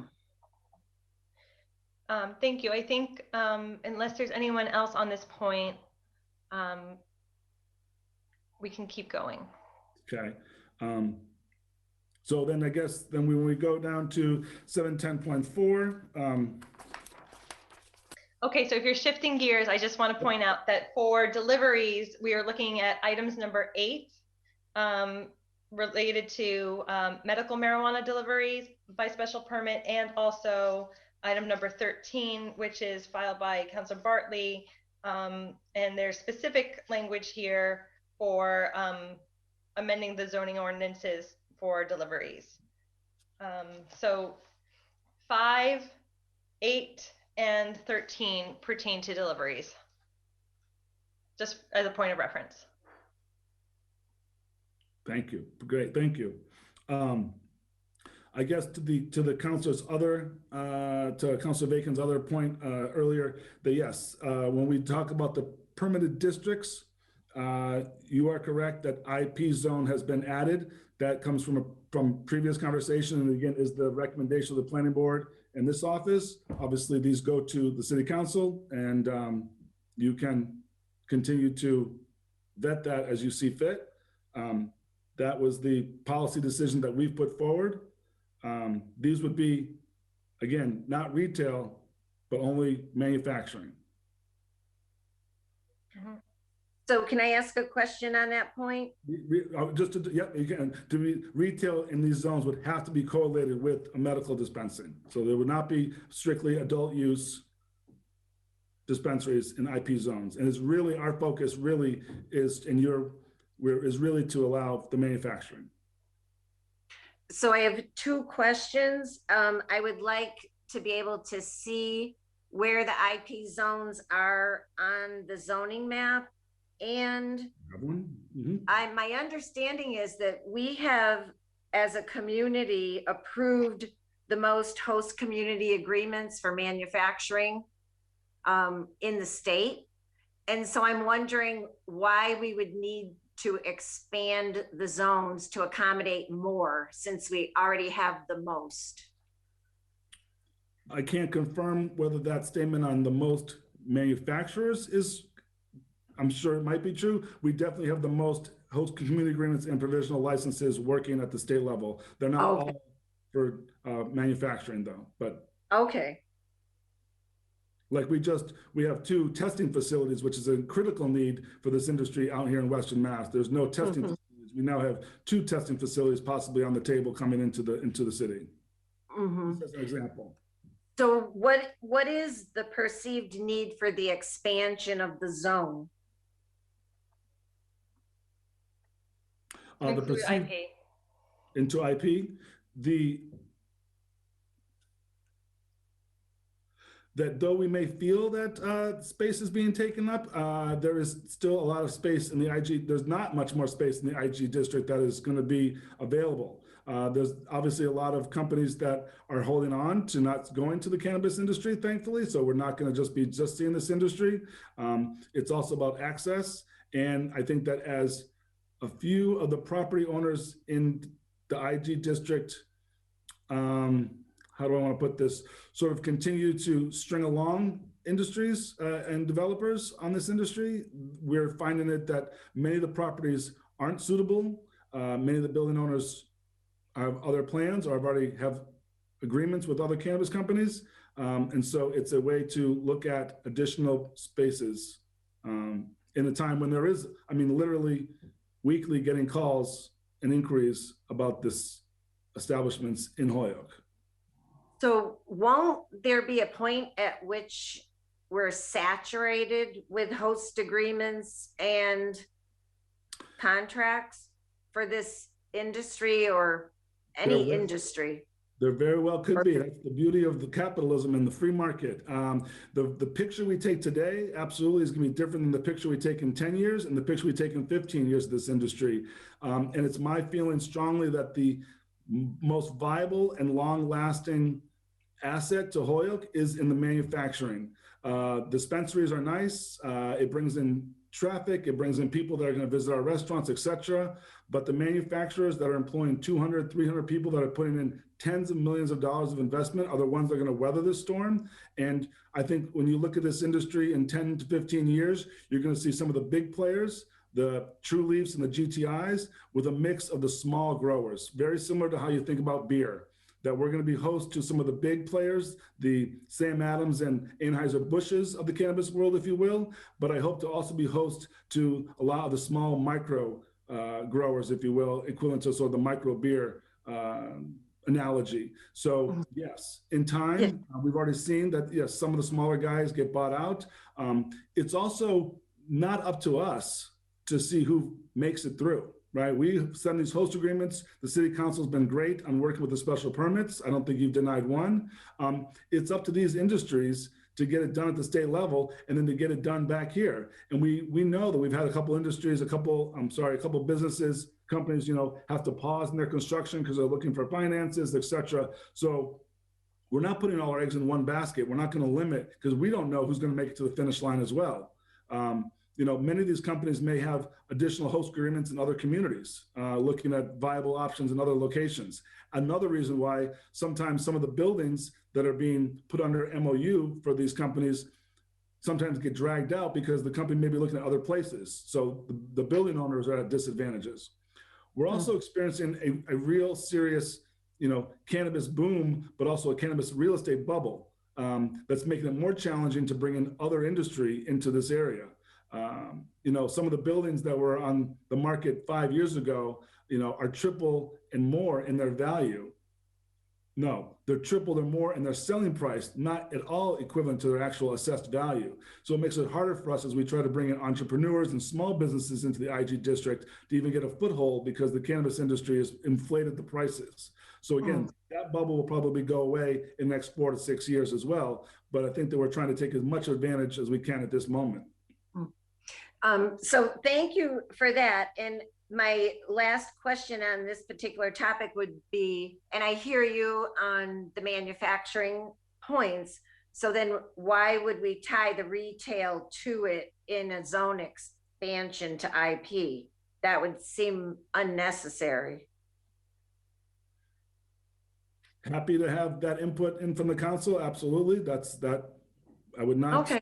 You happy to, if you want to more strongly define what would be allowed in an IP district, if you decide to expand it into IP district and truly regulate it to just the MMEs, marijuana manufacturing establishments, that would be how you would do that. Absolutely. I'm listening. Thank you. Yep. I see Councilor Hernandez wants to be recognized. You did have the map up for a second, Aaron, and I know you probably were looking at it and understood it really well. I didn't see it. Oh, it wasn't you? It was. So I think the question earlier was where are the IP zones? And the IP in particular, given that that would be the new use that we were adding to the ordinance. I don't know if we have a lot of I think over on the other side of the mall.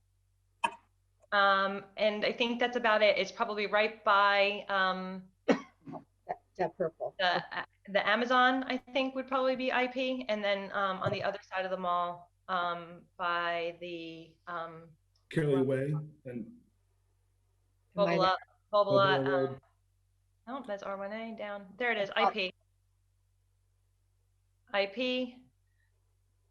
IP, and I think there's a little section right there. I think, yep, IP. So this is all on the west side of the mall and over by Homestead Ave.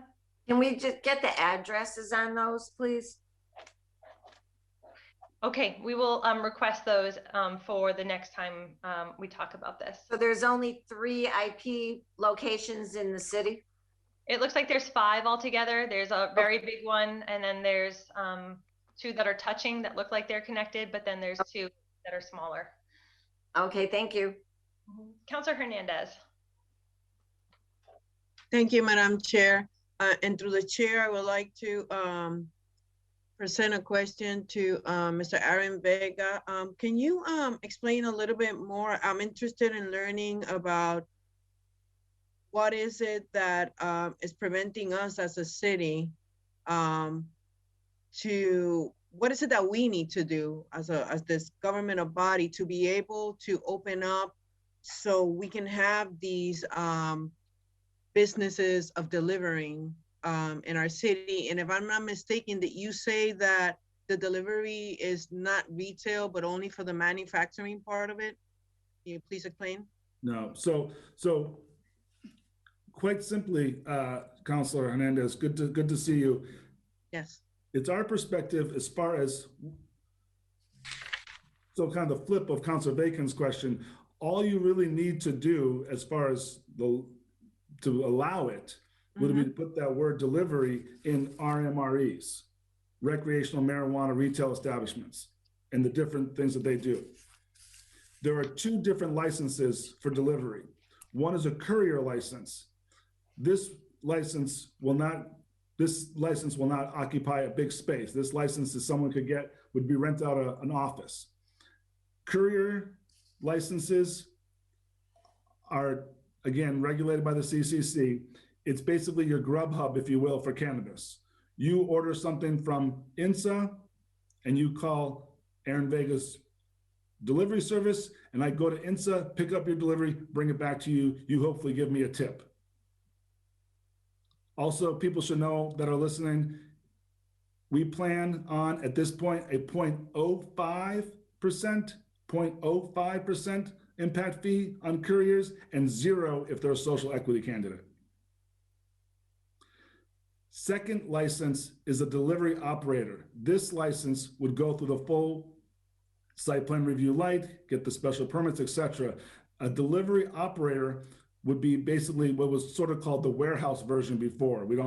The words warehouse were stricken, so it's a delivery operator, but essentially that individual will be able to, once they get the license, will be able to buy wholesale from any manufacturer or grower. So again, Aaron Vega's delivery service, I would be able to go to every manufacturer and grower in the state and collect stuff and bring it back to my place in Holyoke. That way people could go to my website and say, oh, he has this product from Worcester, he has this product from Boston, he has this product from INSA. I could have products from all over the state that wouldn't necessarily be available to users in this part. That license would go through the same process that our licensees are going for manufacturing or growing. They would go for the same security plans, the same site plan light, if you will, of what we have in this ordinance. So those would be equally regulated as a grower. But again, the investment, when you come back to the social equity candidate on these companies, the investment obviously for courier is very, very low. And the investment for a delivery operator, though still tens of thousands of dollars, would not be in the millions of dollars. They would need a security plan, they would need a warehouse, they would need tracking systems for delivery cars, etc. But the entry level to get into that part of the business, much more accessible. Okay, thank you so much. Okay, anything else? No, we could keep going, I think. All right, and then we come into the other, so on the flip side, we do come into the possibility of an overlay district. And there may have been overlay district conversation before, but what we are presenting to you today would be focused on a cannabis business overlay district in downtown, looking at sections of Main Street, High Street, and Maple Street, not looking at any other locations. So if any conversations or presentations happen prior, that's all we're looking for at this time, and feel that with the emerging adult use and coupled with many of the developments happening on High Street, particularly some new, smaller development corporations, if you will, looking to have housing back, to bring some apartments back on High Street that are open to the idea of having cannabis on the ground floor for retail. An overlay district would allow that. Again, we would not be allowing dispensaries in your ward down, where there's, multiple buildings with multiple families. This would be, again, in the storefronts on Main, High, and Maple Street. The maps that we have to show you are sort of a big swash, if you will. So there would be some details having to be worked out on the overlay district as far as particular parcels. We tried to make sure we didn't include things like, the library or anything like that. But again, we would have to do the exact details of, the exact designation. But the overall idea is to fill that section of Main Street that's not an IG, to take a piece of High Street and a section of Maple Street that would be allowable in an overlay district. Again, this is our proposal to you to consider and have input on. So I'll just ask if I may. It's an entire district, so it's High to Maple, Appleton, and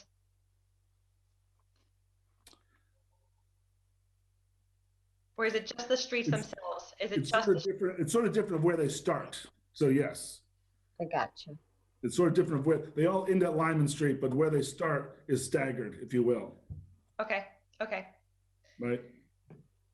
Okay, that's fine. But it's the whole district, not just those streets themselves, right? It's the area encompassed within High, Maple, Lyman, and then whatever the jagged border is on the side, as opposed to just High, just Maple, just Lyman, and up until whatever cross streets on the other side.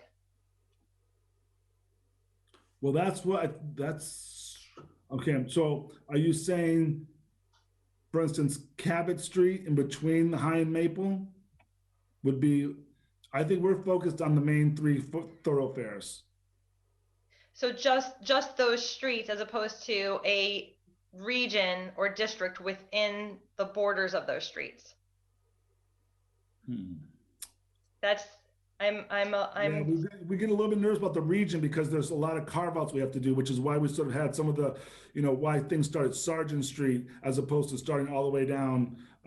We wanted to, in Maple Street from Appleton to Lyman, right? There's really nowhere that we see on Maple Street. There's much more residential, the library, etc. We don't see that area as an area that we want to have that in the zone. So, so we start the Maple Street overlay district. I'm saying, yeah, go ahead.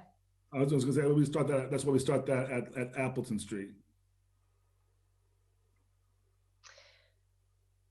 Right, and I mean, I guess I'm just going to see all properties.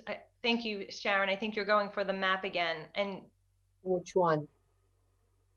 I think what I understand is that there's 3 different overlay districts, and they correspond to the 3 different streets as opposed to one district that is. Oh, no. Okay. I see what you're saying. It could be one district with definitions within it of what the district would be. So it's not all of them. Yes, we would have the cannabis business overlay district, and within it would have these 3 maps and these 3 locations. It doesn't need to be 3 different overlay districts. Right. But the location still is the street itself as opposed to all the properties within the Yes. Within the spaces between the streets. It's just the High Street. It's just the Maple Street. It's just Lyman Street for that segment. Not all the parcels that are in between. No, just the main thoroughfare streets. High and Maple. And I guess in some ways there wouldn't be anything in between because High and Maple are adjacent to one another. Yeah, exactly, yes. And okay. I mean, if you think about Cabot Street between High and Maple, there's really nothing there, right? So as an example, there's a parking lot for the church and another apartment building. So so it would just be the main streets. Mm-hmm. Okay, that's fine. Councilor Bacon, I see you waiting patiently. Thank you.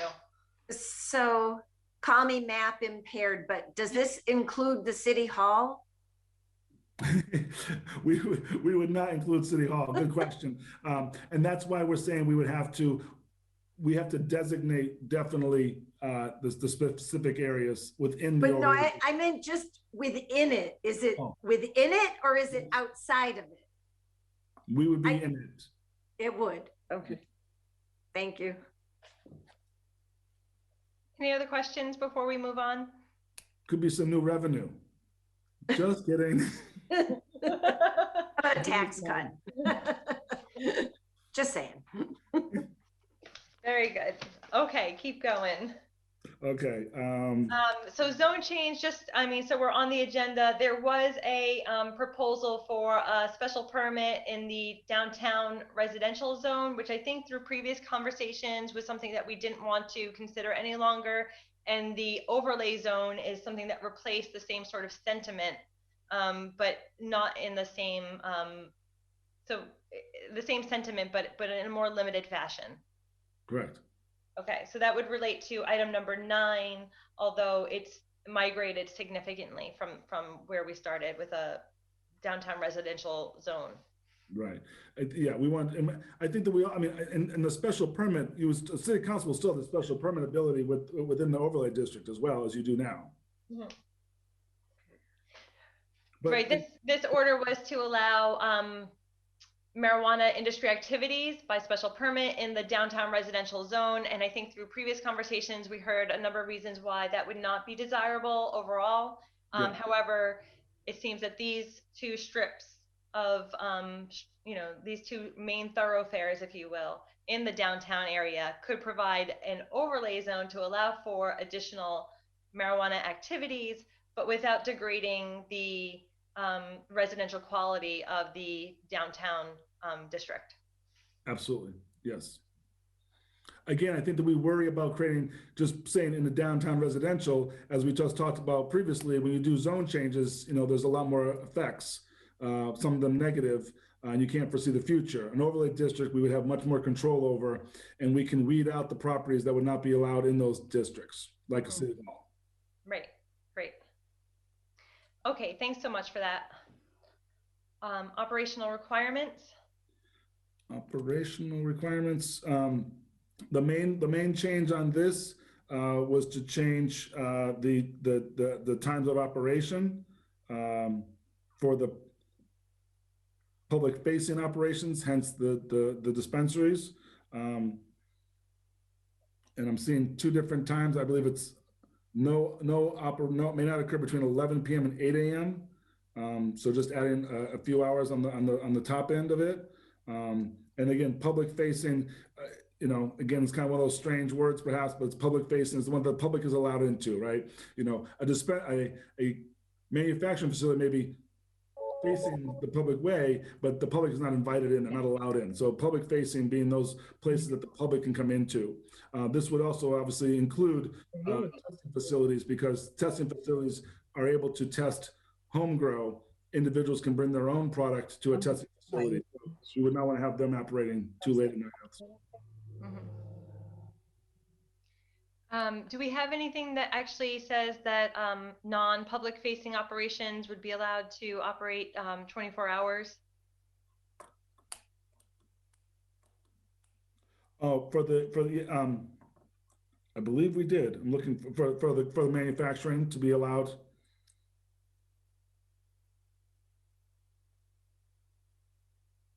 That would relate to item number 10 in our agenda. Yeah, it was on my.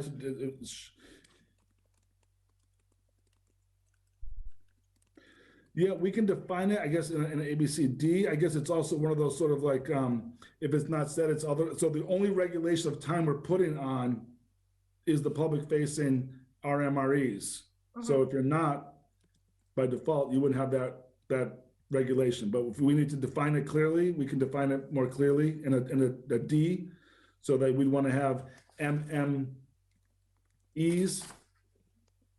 available to be open longer, operating. However, I mean, however you want to, you know, make sure that it's streamlined. And I mean, I think that it's fine to say public facing and then have these limitations, and then where we're silent, it allows for 24 hours, as long as that's a standard interpretation. Right, that was the change put forward, but because before it was all that was the intent, because prior it was all marijuana establishments could only operate to those hours. Now we're saying the only ones that have restrictions are the public facing ones, which are dispensaries.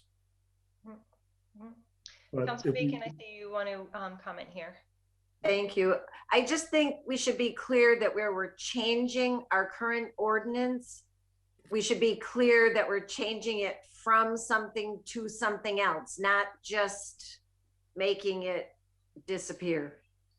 Because we have had some debate at City Council about the 24-hour operation of the manufacturing, depending where it's located.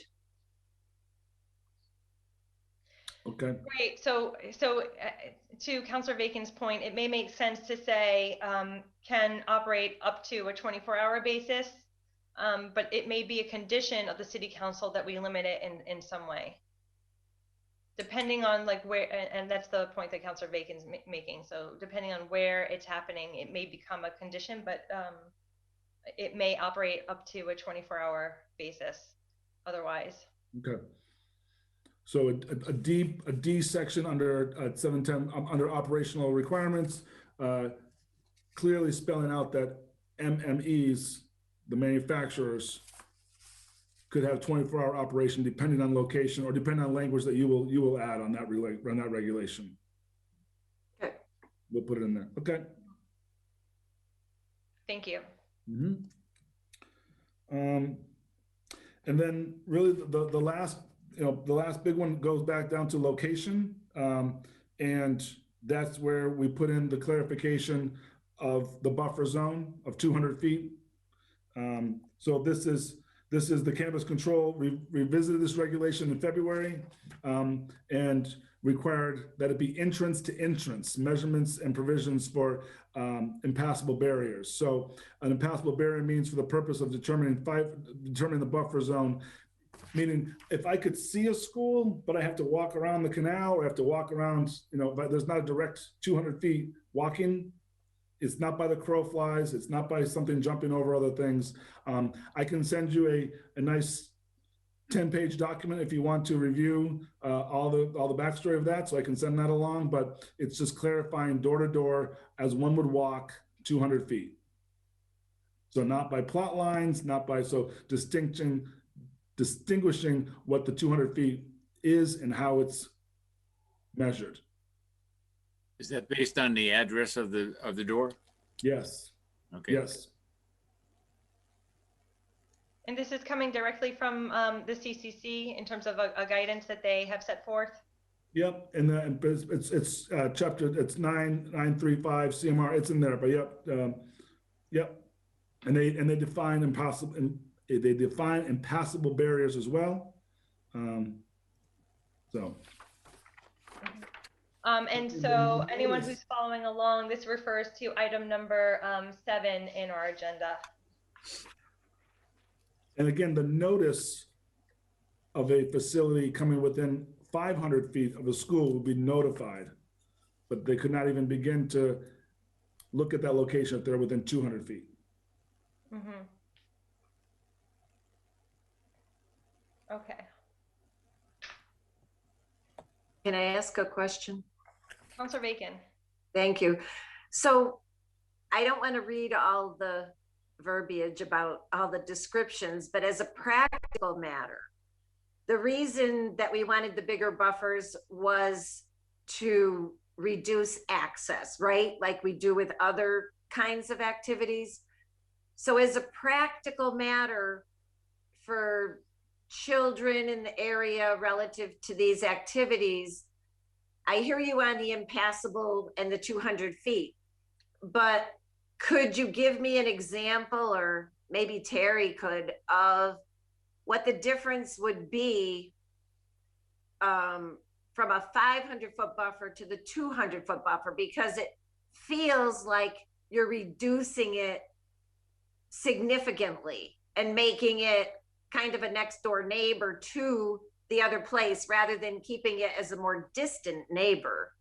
So I just wonder, as a practical matter, does it really accomplish being a buffer? I mean, given the location of Kelly and Morgan School, yeah, which would obviously be, I believe it does. I mean, when we look at where Kelly School is, the overlay district's not going to go near it. The closest commercial property to Kelly School would probably be Conklin Furniture on Appleton Street. Yeah. And when we go to Morgan School, the closest commercial is Turn Hall that serves alcohol. And they're much less, they're maybe 200 feet from door to door. Maybe they are because you have to go, I'm not sure if I think they're getting torn down. So I think we're safe on that. Well, I did not know that. And then again, the rest of the apartments around Kelly School, the rest of the buildings around Kelly School are apartments, not in an overlay district, so they wouldn't be allowed to have a retail there anyways. Mm-hmm.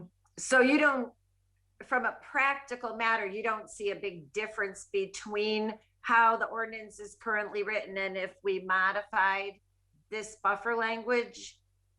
I do not. And again, as someone who has kids in school and, is concerned about it, but I would say, unfortunately, the reality for some of our kids that live in Ward 1 and 2, they see much worse things than people driving into a store buying something. But well, I realize that, but there was in the past concern relative to that down there. And some of the folks were pretty vocal about it in the early days. So thank you. And I think it's interesting also that, you had the experience, I was not there for it, but you also had the experience of doing a zone change and putting a possible dispensary on Lower Lyman Street at the Franco Club, maybe, right? And the residents there came out in favor, which really surprised me. So right. So not a school, but still. Right. So that is our recommendation. And then the last. Hold on. We have Councilor Murphy who wants to weigh in here. Yeah, if I can. Thank you, Madam Chair. And I appreciate what you're looking at and suggesting here, Aaron. I mean, I was one of the ones back when I first got back on and tried to make the cultivation available within 200 feet. And I was hesitant to make manufacturing there. I'd be somewhat inclined to do that, but I still have some significant reservation about a retailer facility within 200 feet of the school. And again, as you probably know, your father certainly knew, I grew up in South Holyoke, and I mean, while obviously there's still bars and things right there and you got to walk by them, there was a lot of issues with kids and seeing things that probably kids shouldn't be seeing. So, and I also would say that even when I try to get just a 200 feet cultivation listing, both the principal at Morgan and the principal at Kelly had reservations at that point, just with cultivation, not with actually selling it. So, I mean, I think we need to definitely move. I'm pretty comfortable moving the 200 feet for the cultivation and the manufacturing, which I know some of my property owners will be happy with. But I'm still hesitant on the retail. So just so you know. Me too. I tell you, I'm not going to argue with you on that one, or just, I mean, it's everyone's comfort zone. Absolutely. I appreciate the manufacturing, definitely. That, as I said before, that's definitely our focus. You know, listen, if you know, this is a little different process for me, right? So that we're not, you know, jockeying and, you know, I'll give you this, I'll give you that. But, you know, I'm not spending my political capital on 300 feet, right? So 200-foot buffer is about a half a block. So if you want to increase the buffer for retail, right, that's your purview. This is our recommendation. I would, you know, if we were jockeying, I'd say have your 500 feet, but give me delivery. So. So, but Aaron, is it 500 feet presently for the retail facilities? And someone might I think it is. Yeah. 500 for everything other than the other than a 200 for cultivation. Other than 200 for cultivation. Yeah, 200 for cultivation currently. Okay. And Councilor Bacon, is your hand up again, or do you? Oh, no, I'm all set. Thank you. Okay, so we could keep going. Yeah, I mean, yeah, so that's the big ones. And then basically on the rest of the document, 7.10.6 is really the bulk. The application procedure is really the bulk of what we did last time. And, you know, we took in some input, but again, this is, you know, for lack of a better term, site plan light, right? I mean, this is the requirements, and these requirements come from, you know, a year plus experience from Jeff Burkott, right? So this is, you know, we don't want to be the holdup.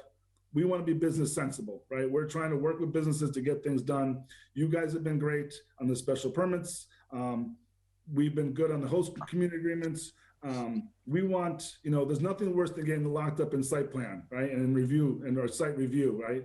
Not an official site plan because they're not building a new building, but if they are building new buildings, like we have some of the companies doing, we want them to come as prepared as possible. Jeff and our team have pre-permitting meetings. We try to equip everybody to come before they come to the planning board where it's public, obviously. And so we're just getting those documents in as requested, as we would for any applicant.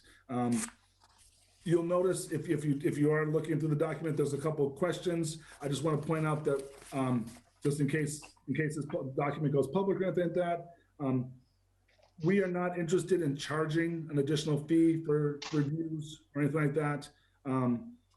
There's already costs that come with this, so we're not looking to an additional fee for any of the permitting process of the zoning process here in the office. The impact fee is all we're looking for. But again, this stuff is, again, what was reviewed last time, really just kind of the nuts and bolts, if you will, of what happens. And again, I invite any of you to, you know, connect with myself or Jeff if you want to sit through a pre-permitting meeting to hear what we're going through. You know, some of the companies are really great. You know, some of the companies hire consultant types that think they're great and knowledgeable, but you know, again, we are not the holdup when it comes to moving these businesses along. And so we were trying to make it as clear as possible to them on the timeline. And if they request changes, that restarts the timeline.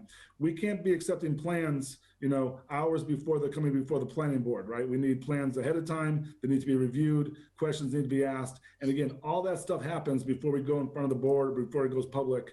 And so we want to just streamline that process and make sure it's clear to applicants. And thus far, most of the applicants, as Jeff has been able to request additional documents or the right kind of documents, they've all adhered. So we just want to put it in black and white. Madam Chair. Councilor Murphy. Yeah, and if I can go back to delivery, and I just want to, I know I've met with a company that's looking to do that, and I know there's some other people. So I want to make sure I got this relatively understood. Right now, I'm assuming we can deliver medical marijuana? Yes. Okay. And so what we're talking about is making it for recreational marijuana. And so is there a standard, or can we put a standard where, in terms of security, I'll look at South Holyoke and Churchill, where you're going to go to an apartment building, obviously, unless somebody comes down to greet you. So I'm assuming, and this is what I've heard, that there would be a pre-call and a pre-arrangement that person, they're on the 4th floor of whatever, Maple Street or High Street or Southeast Street or whatever, that they would end up coming down and meeting the delivery person. And is it only going to be one delivery person, or would there be a requirement for two, number one? And I'm also assuming, and obviously banking situations with cannabis are being altered somewhat, but that there's not, it's my understanding, there's apps so that they don't have to carry money. Would that be correct? Very, very true. Yeah, they won't be carrying money. In the courier version, the person purchasing would have already purchased their product through the dispensary's website, indicate that's going to be picked up by X person. That would have to be logged. Then that person would come in with a tracking number saying, I'm here to pick up Terry's order, and they would have that. So again, it would be tracked. This industry is, we track from seed to sale. We're going to track, every call that comes, every delivery that comes in through too. The CCC has those regulations, absolutely. And again, with the the delivery operator version, on site, again, same review process, security, all that stuff is going to be in place because they will have product at a location. The courier is not able to carry much product with them as they deliver. And so again, they're going to be tracked through a GPS system where they are. And, you're right. Pizza delivery guys have the same fears of going to some places, right? We're not kidding ourselves that people who drive around, delivering food with money in their pocket, and at some point people driving around, not just in Holyoke, but anywhere, with cannabis, there's obviously a risk to that business, to that individual. But again, the regulations are there from the CCC to keep them safe. And we can try to add something to that, but I think that the CCC regulations that they'd have to adhere to are what the safety procedures in place. Okay, and one other question, are the vehicles advertised, or are they just plain cars?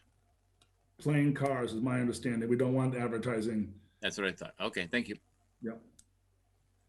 Any other questions from any of the counselors or planning board members? I think we have a really comprehensive document for the, I would say most of the recommended changes really do fall under the umbrella. They took a lot of ideas from some of the orders that were filed, but they've migrated as the CCC recommendations sort of dictate best practices and sort of where the industry is going. So we are clearly looking at a fairly new document here. And there should be, I guess, some more discussion in planning and also in ordinance about, how to finalize some of these recommendations. But how do people feel about perhaps closing the public hearing and having separate discussions at this point? Any more information anyone is looking for? I know the Councilor Bacon asked for the addresses for the IP zones. And I just want to bring your attention to one other, and we'll get the IP addresses, but just one other. Obviously, you know this better than I, but we put in the overlay district in this ordinance. There's you have an additional piece of paper. There's additional changes that have to go into other sections of our zoning ordinance to where you have other overlay districts as well. So in section 8.10, so we have that document with as well. So you should have a copy of that. I think we would have to put that in our record. Yeah. Right. Yeah. Yeah, we would need to file a separate order should we adopt the overlay zone to amend the zoning ordinances elsewhere. Yep. Councilor Murphy, I see you going for a question. Yeah, I'm just related to that, because obviously if we do this, we're changing what's allowed in zones. So going back, I mean, how do we notify all the property owners that own property in those zones? Have they been notified? How does that work? It would be a whole separate hearing. No, but for the overlay. Right, so we wouldn't be able to adopt that. We'd have to file a separate order and do both those changes together separately from the marijuana ordinance here. Notified of a public hearing at that point. Yeah. Okay.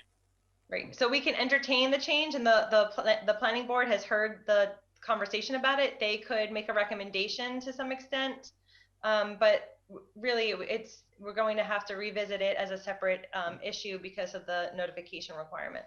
Okay, thank you. I just hope that there's and obviously everyone has different opinions. I just hope that there's a way to move forward on the other aspects, the clarification stuff and the delivery, if the council so desires. I don't want that, if there's a way to not hold that up, if it's going to pass, I don't want that to be held up for the overlay district. If there's a way to separate it out.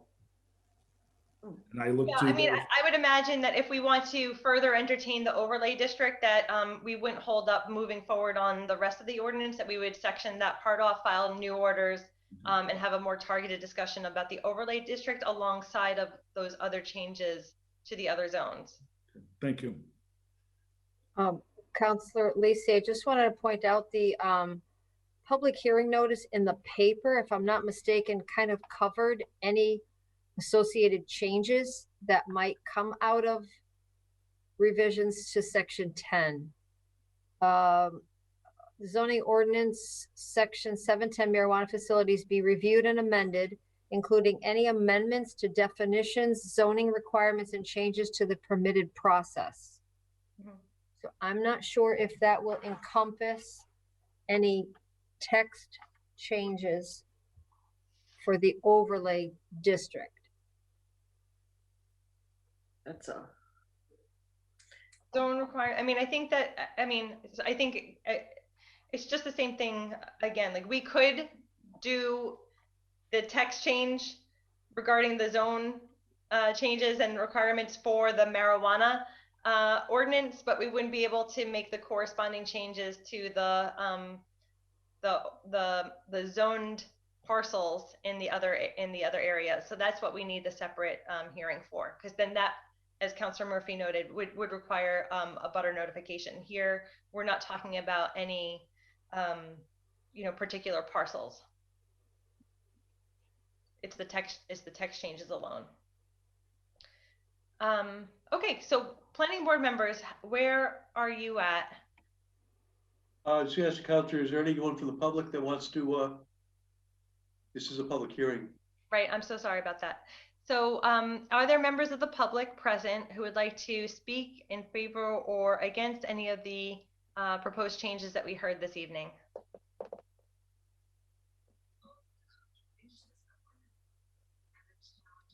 You can wave your hand in the screen or use your reaction button to raise your hand.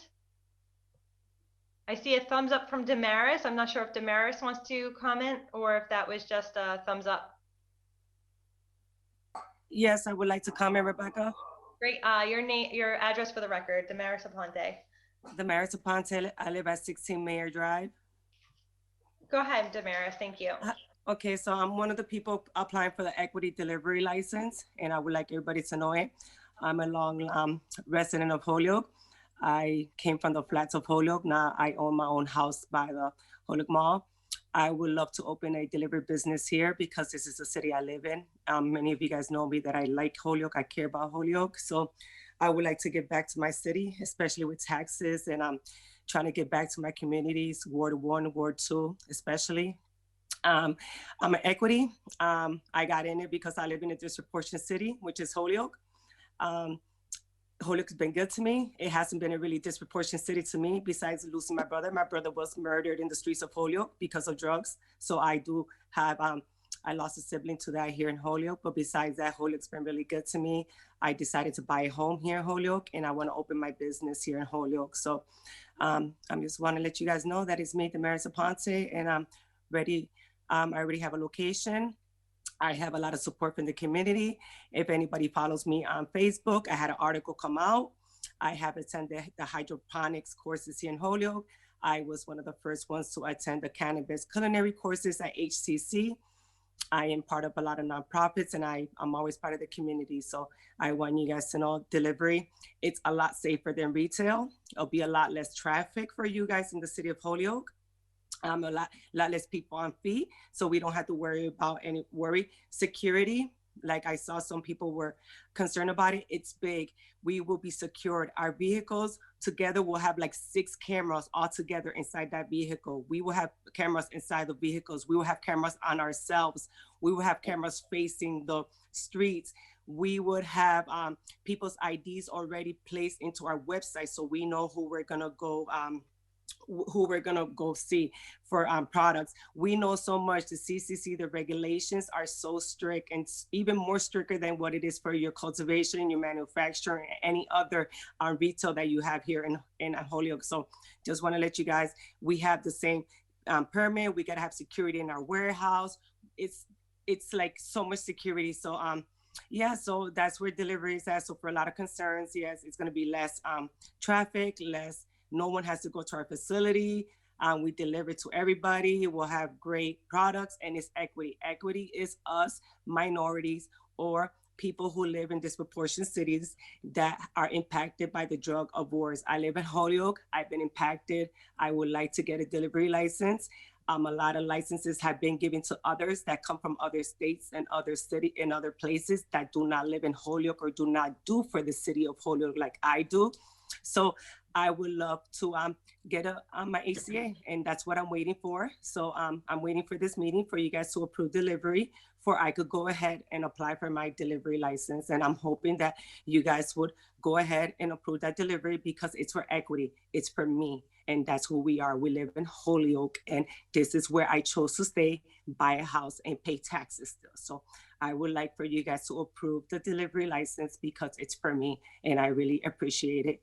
And not only for me, but for others, but I know I'm like the first one out there waiting for that HCA because I have my LOI, I have my paperwork already filled out, and I'm waiting for you guys to tell me what else to do for I could get that HCA. So I really would like you guys to approve that tonight, and I'm rooting for you guys to do that because I need this HCA because I'm gonna get me a license in the cannabis and I am gonna succeed in this business.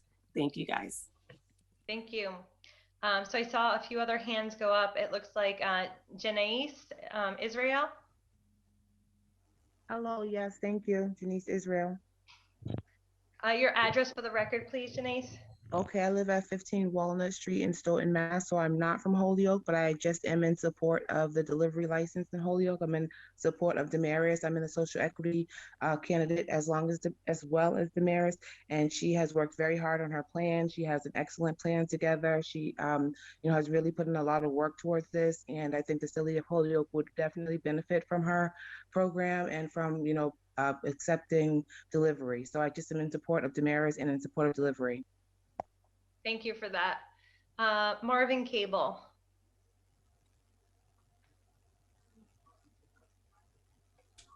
Hi, can you hear me?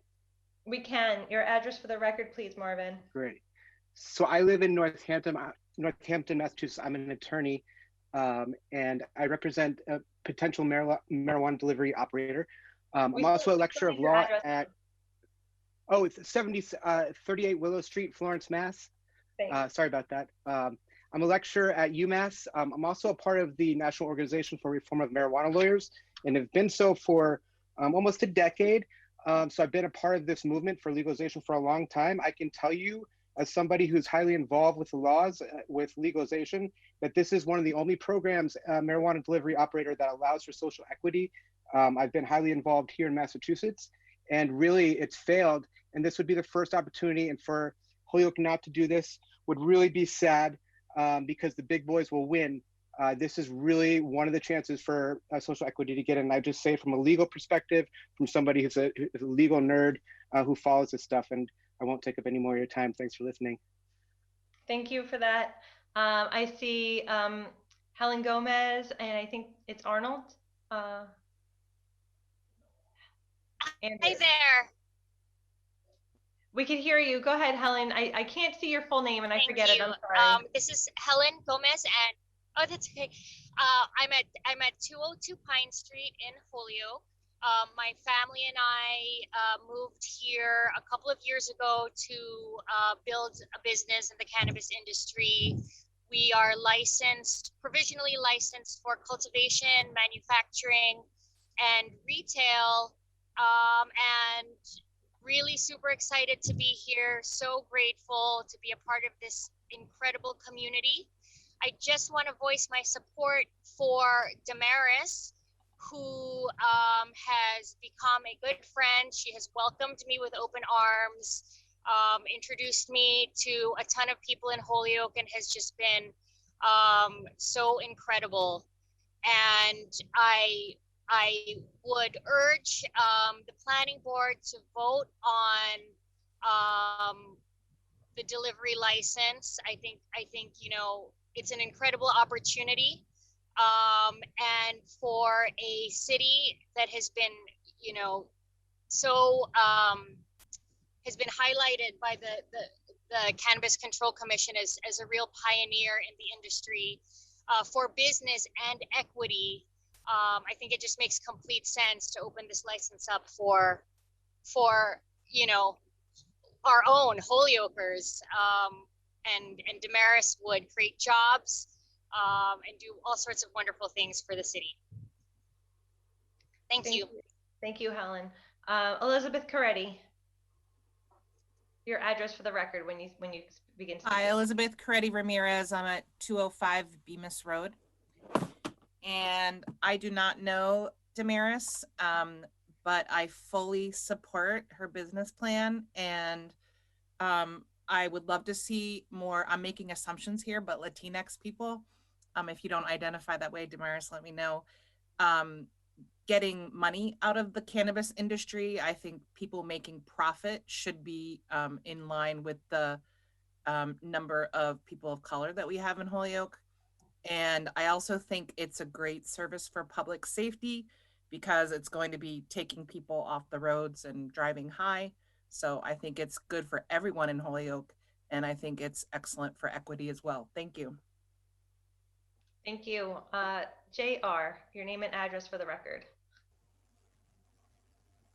Hi there, my name is John Rivera, and I live on 2 Laurel Street. I'm also a volunteer with the Vanguard Outreach Team.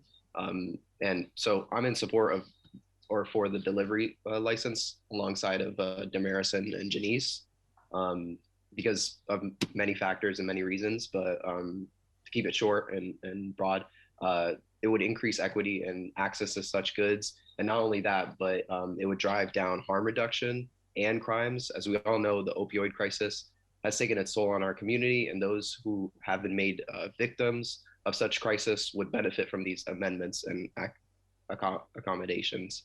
And I'll leave my comments there. Thank you.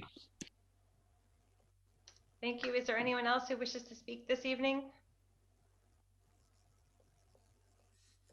I'm gonna do a real quick, Elizabeth and JR, your hands are up again, or are they just remnants? Okay.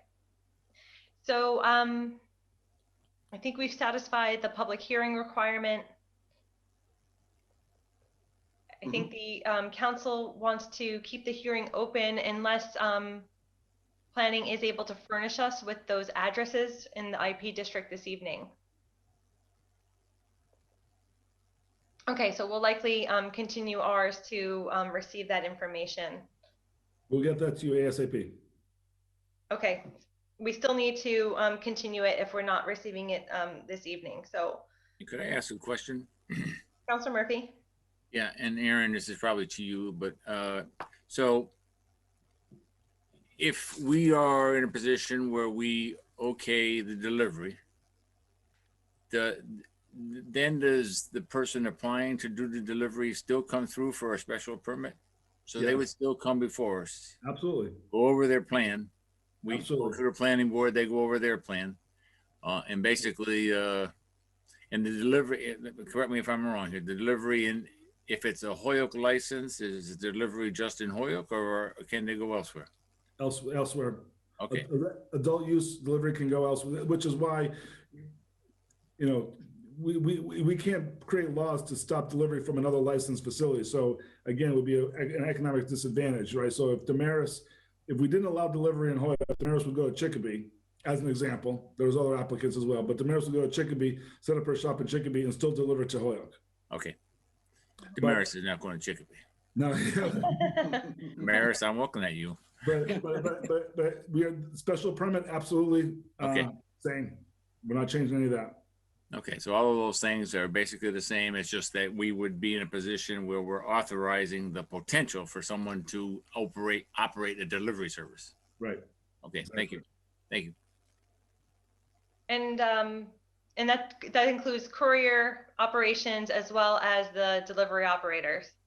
Yeah, and obviously the courier operator is not going to be going through much of a review. I mean, they're going to have an office space somewhere and we'll have to go by the CCC regulations. It's the delivery operators that, like Damaris and others that want to set up, again, for lack of a better term, the warehouse version, they would go through all the same process as the manufacturer or the dispensary would.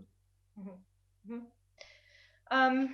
And then I just wonder out loud, Councilor Hernandez, go ahead.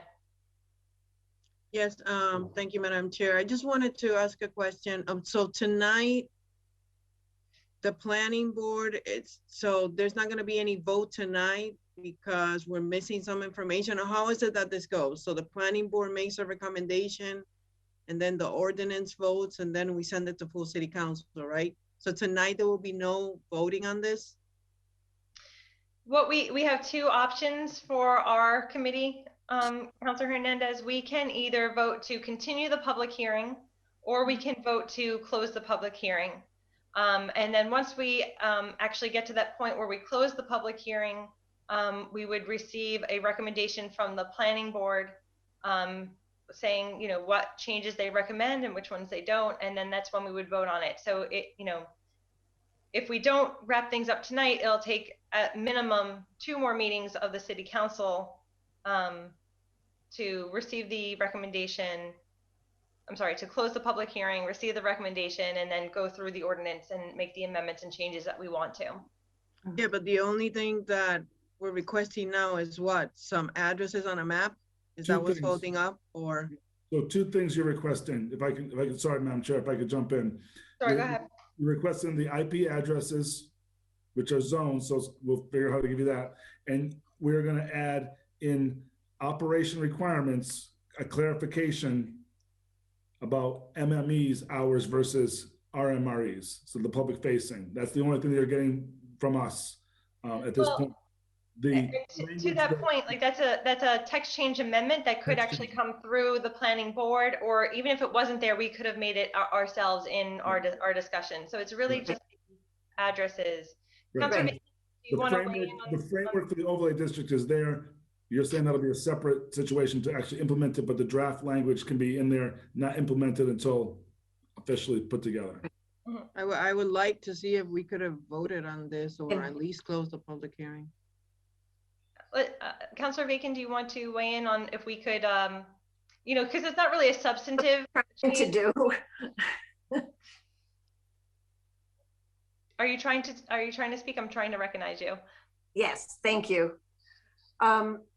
From my perspective, the map has been provided in the public hearing. So I'm just looking for a detail of the map.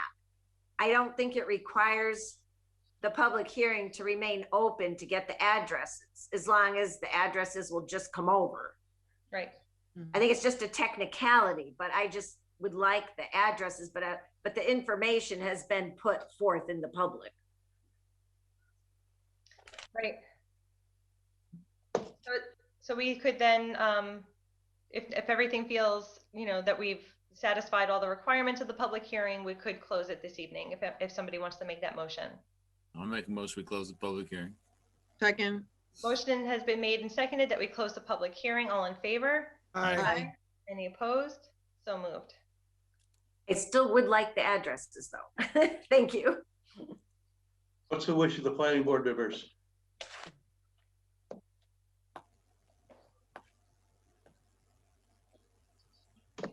Hello?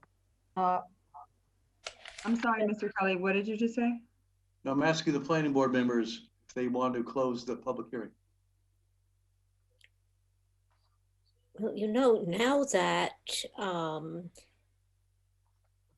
the ordinance committee has closed, maybe if we are comfortable that we're not going to need any further information, we should consider closing so that we don't run into timing issues. I know that's happened in the past when the ordinance committee has closed before we do. Because they need a recommendation from us in a certain period of time. Right. Well, then will someone make a recommendation for the planning board? Well, I just wanted to make that tentative in case there were considerations I hadn't thought of. I know going in tonight, we were reasonably convinced that we'd have to continue, but it sounds like we're probably there. Given the list of things that Aaron had outstanding, it doesn't actually sound like we still need to be open to receive any of those. We simply need to process them and provide them. Is that? I think it's pretty clear. It seems like there's really not much where we need at our end. I just need someone on the board to make a motion. I'll move that we close the public hearing. Is there a second on the motion? Sure, I'll second it. Any discussion? All in favor? Aye. Anyone opposed? Aye. We're closed. Thank you.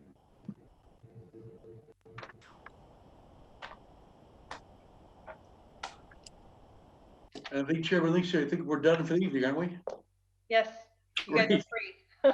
All right, now remember, planning board members, we have to go back. We're early in recess. We have to go back with the other phone or other call-in number, okay? So I'll see you back at the other side shortly. I just want to thank everybody and thank you for your good questions. Good night, everyone. Happy Good to work night. with you. Aaron, Thank can you. you stay for one more minute, Aaron? Yep. If you don't mind. So let me, Madam Chair, can I? Thank you. Thank you. Go ahead, Councilor Murphy. So I just want to go back to the delivery. So am I correct that we need to amend our ordinance to include delivery? So we would need to have an ordinance drawn into legal form before we could act on anything. No. No? No, there's just the one word. I'm just making sure it's not anywhere else. There was somewhere else about. That's what we will be voting on. Right. It will. This change. If you vote on the package, it's in the definitions to the first section under RMREs, recreational marijuana retail establishments. It would put in applicable to state laws and regulations that sell, distribute, and dispense, which is already what we had for manufacturers, retailers. We add in delivery. Right, that word right there.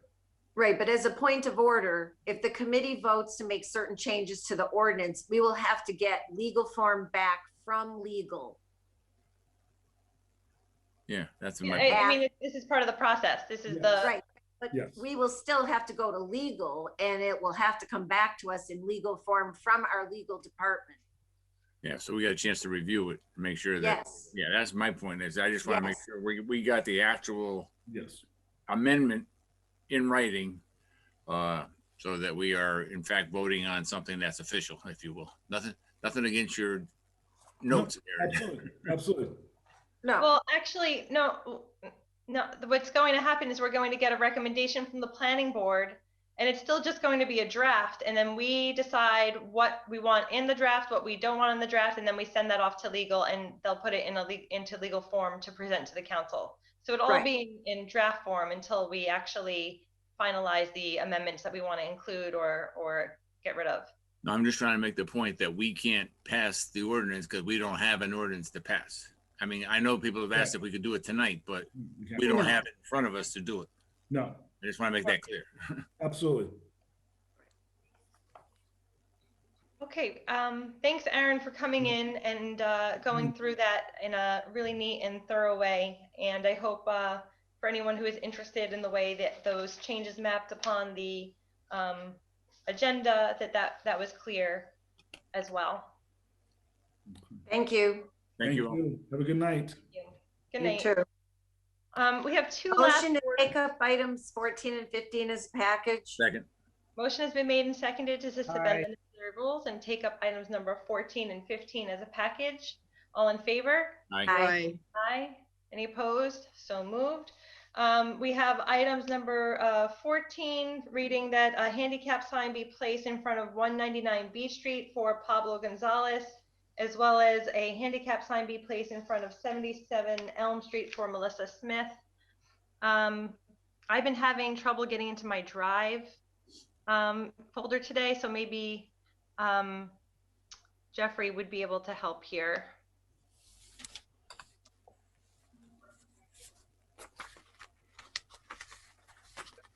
Sure. Are you hoping that I present something? Is that what you're looking for? Yeah, I mean, if you have the recommendations from the Commission on Disabilities, that would be helpful here. Yes. So yeah, Don Welch did email me approving the recommendations, but I got the measurements from Bob Parent, and those were sent off to Crystal, and the legal forms are available as well. I have it now. Yeah. So they were both recommended for adoption. They both have been sent over to engineering, as Jeff just stated, and they both have legal forms. So I'll make a motion to approve both of these orders. Second. Motion is to approve both of these orders per the recommendation of the Commission on Disabilities. All in favor? Aye. Aye. Any opposed? So moved. Motion to adjourn. Second. Okay. Hallelujah, it's only 9:05. And we did a lot of work, in my opinion. Yes, we did. Thanks for your work. Motion to adjourn. All in favor? Aye. Aye. Thank you. Opposed? Buenas So noches. Good night. good night.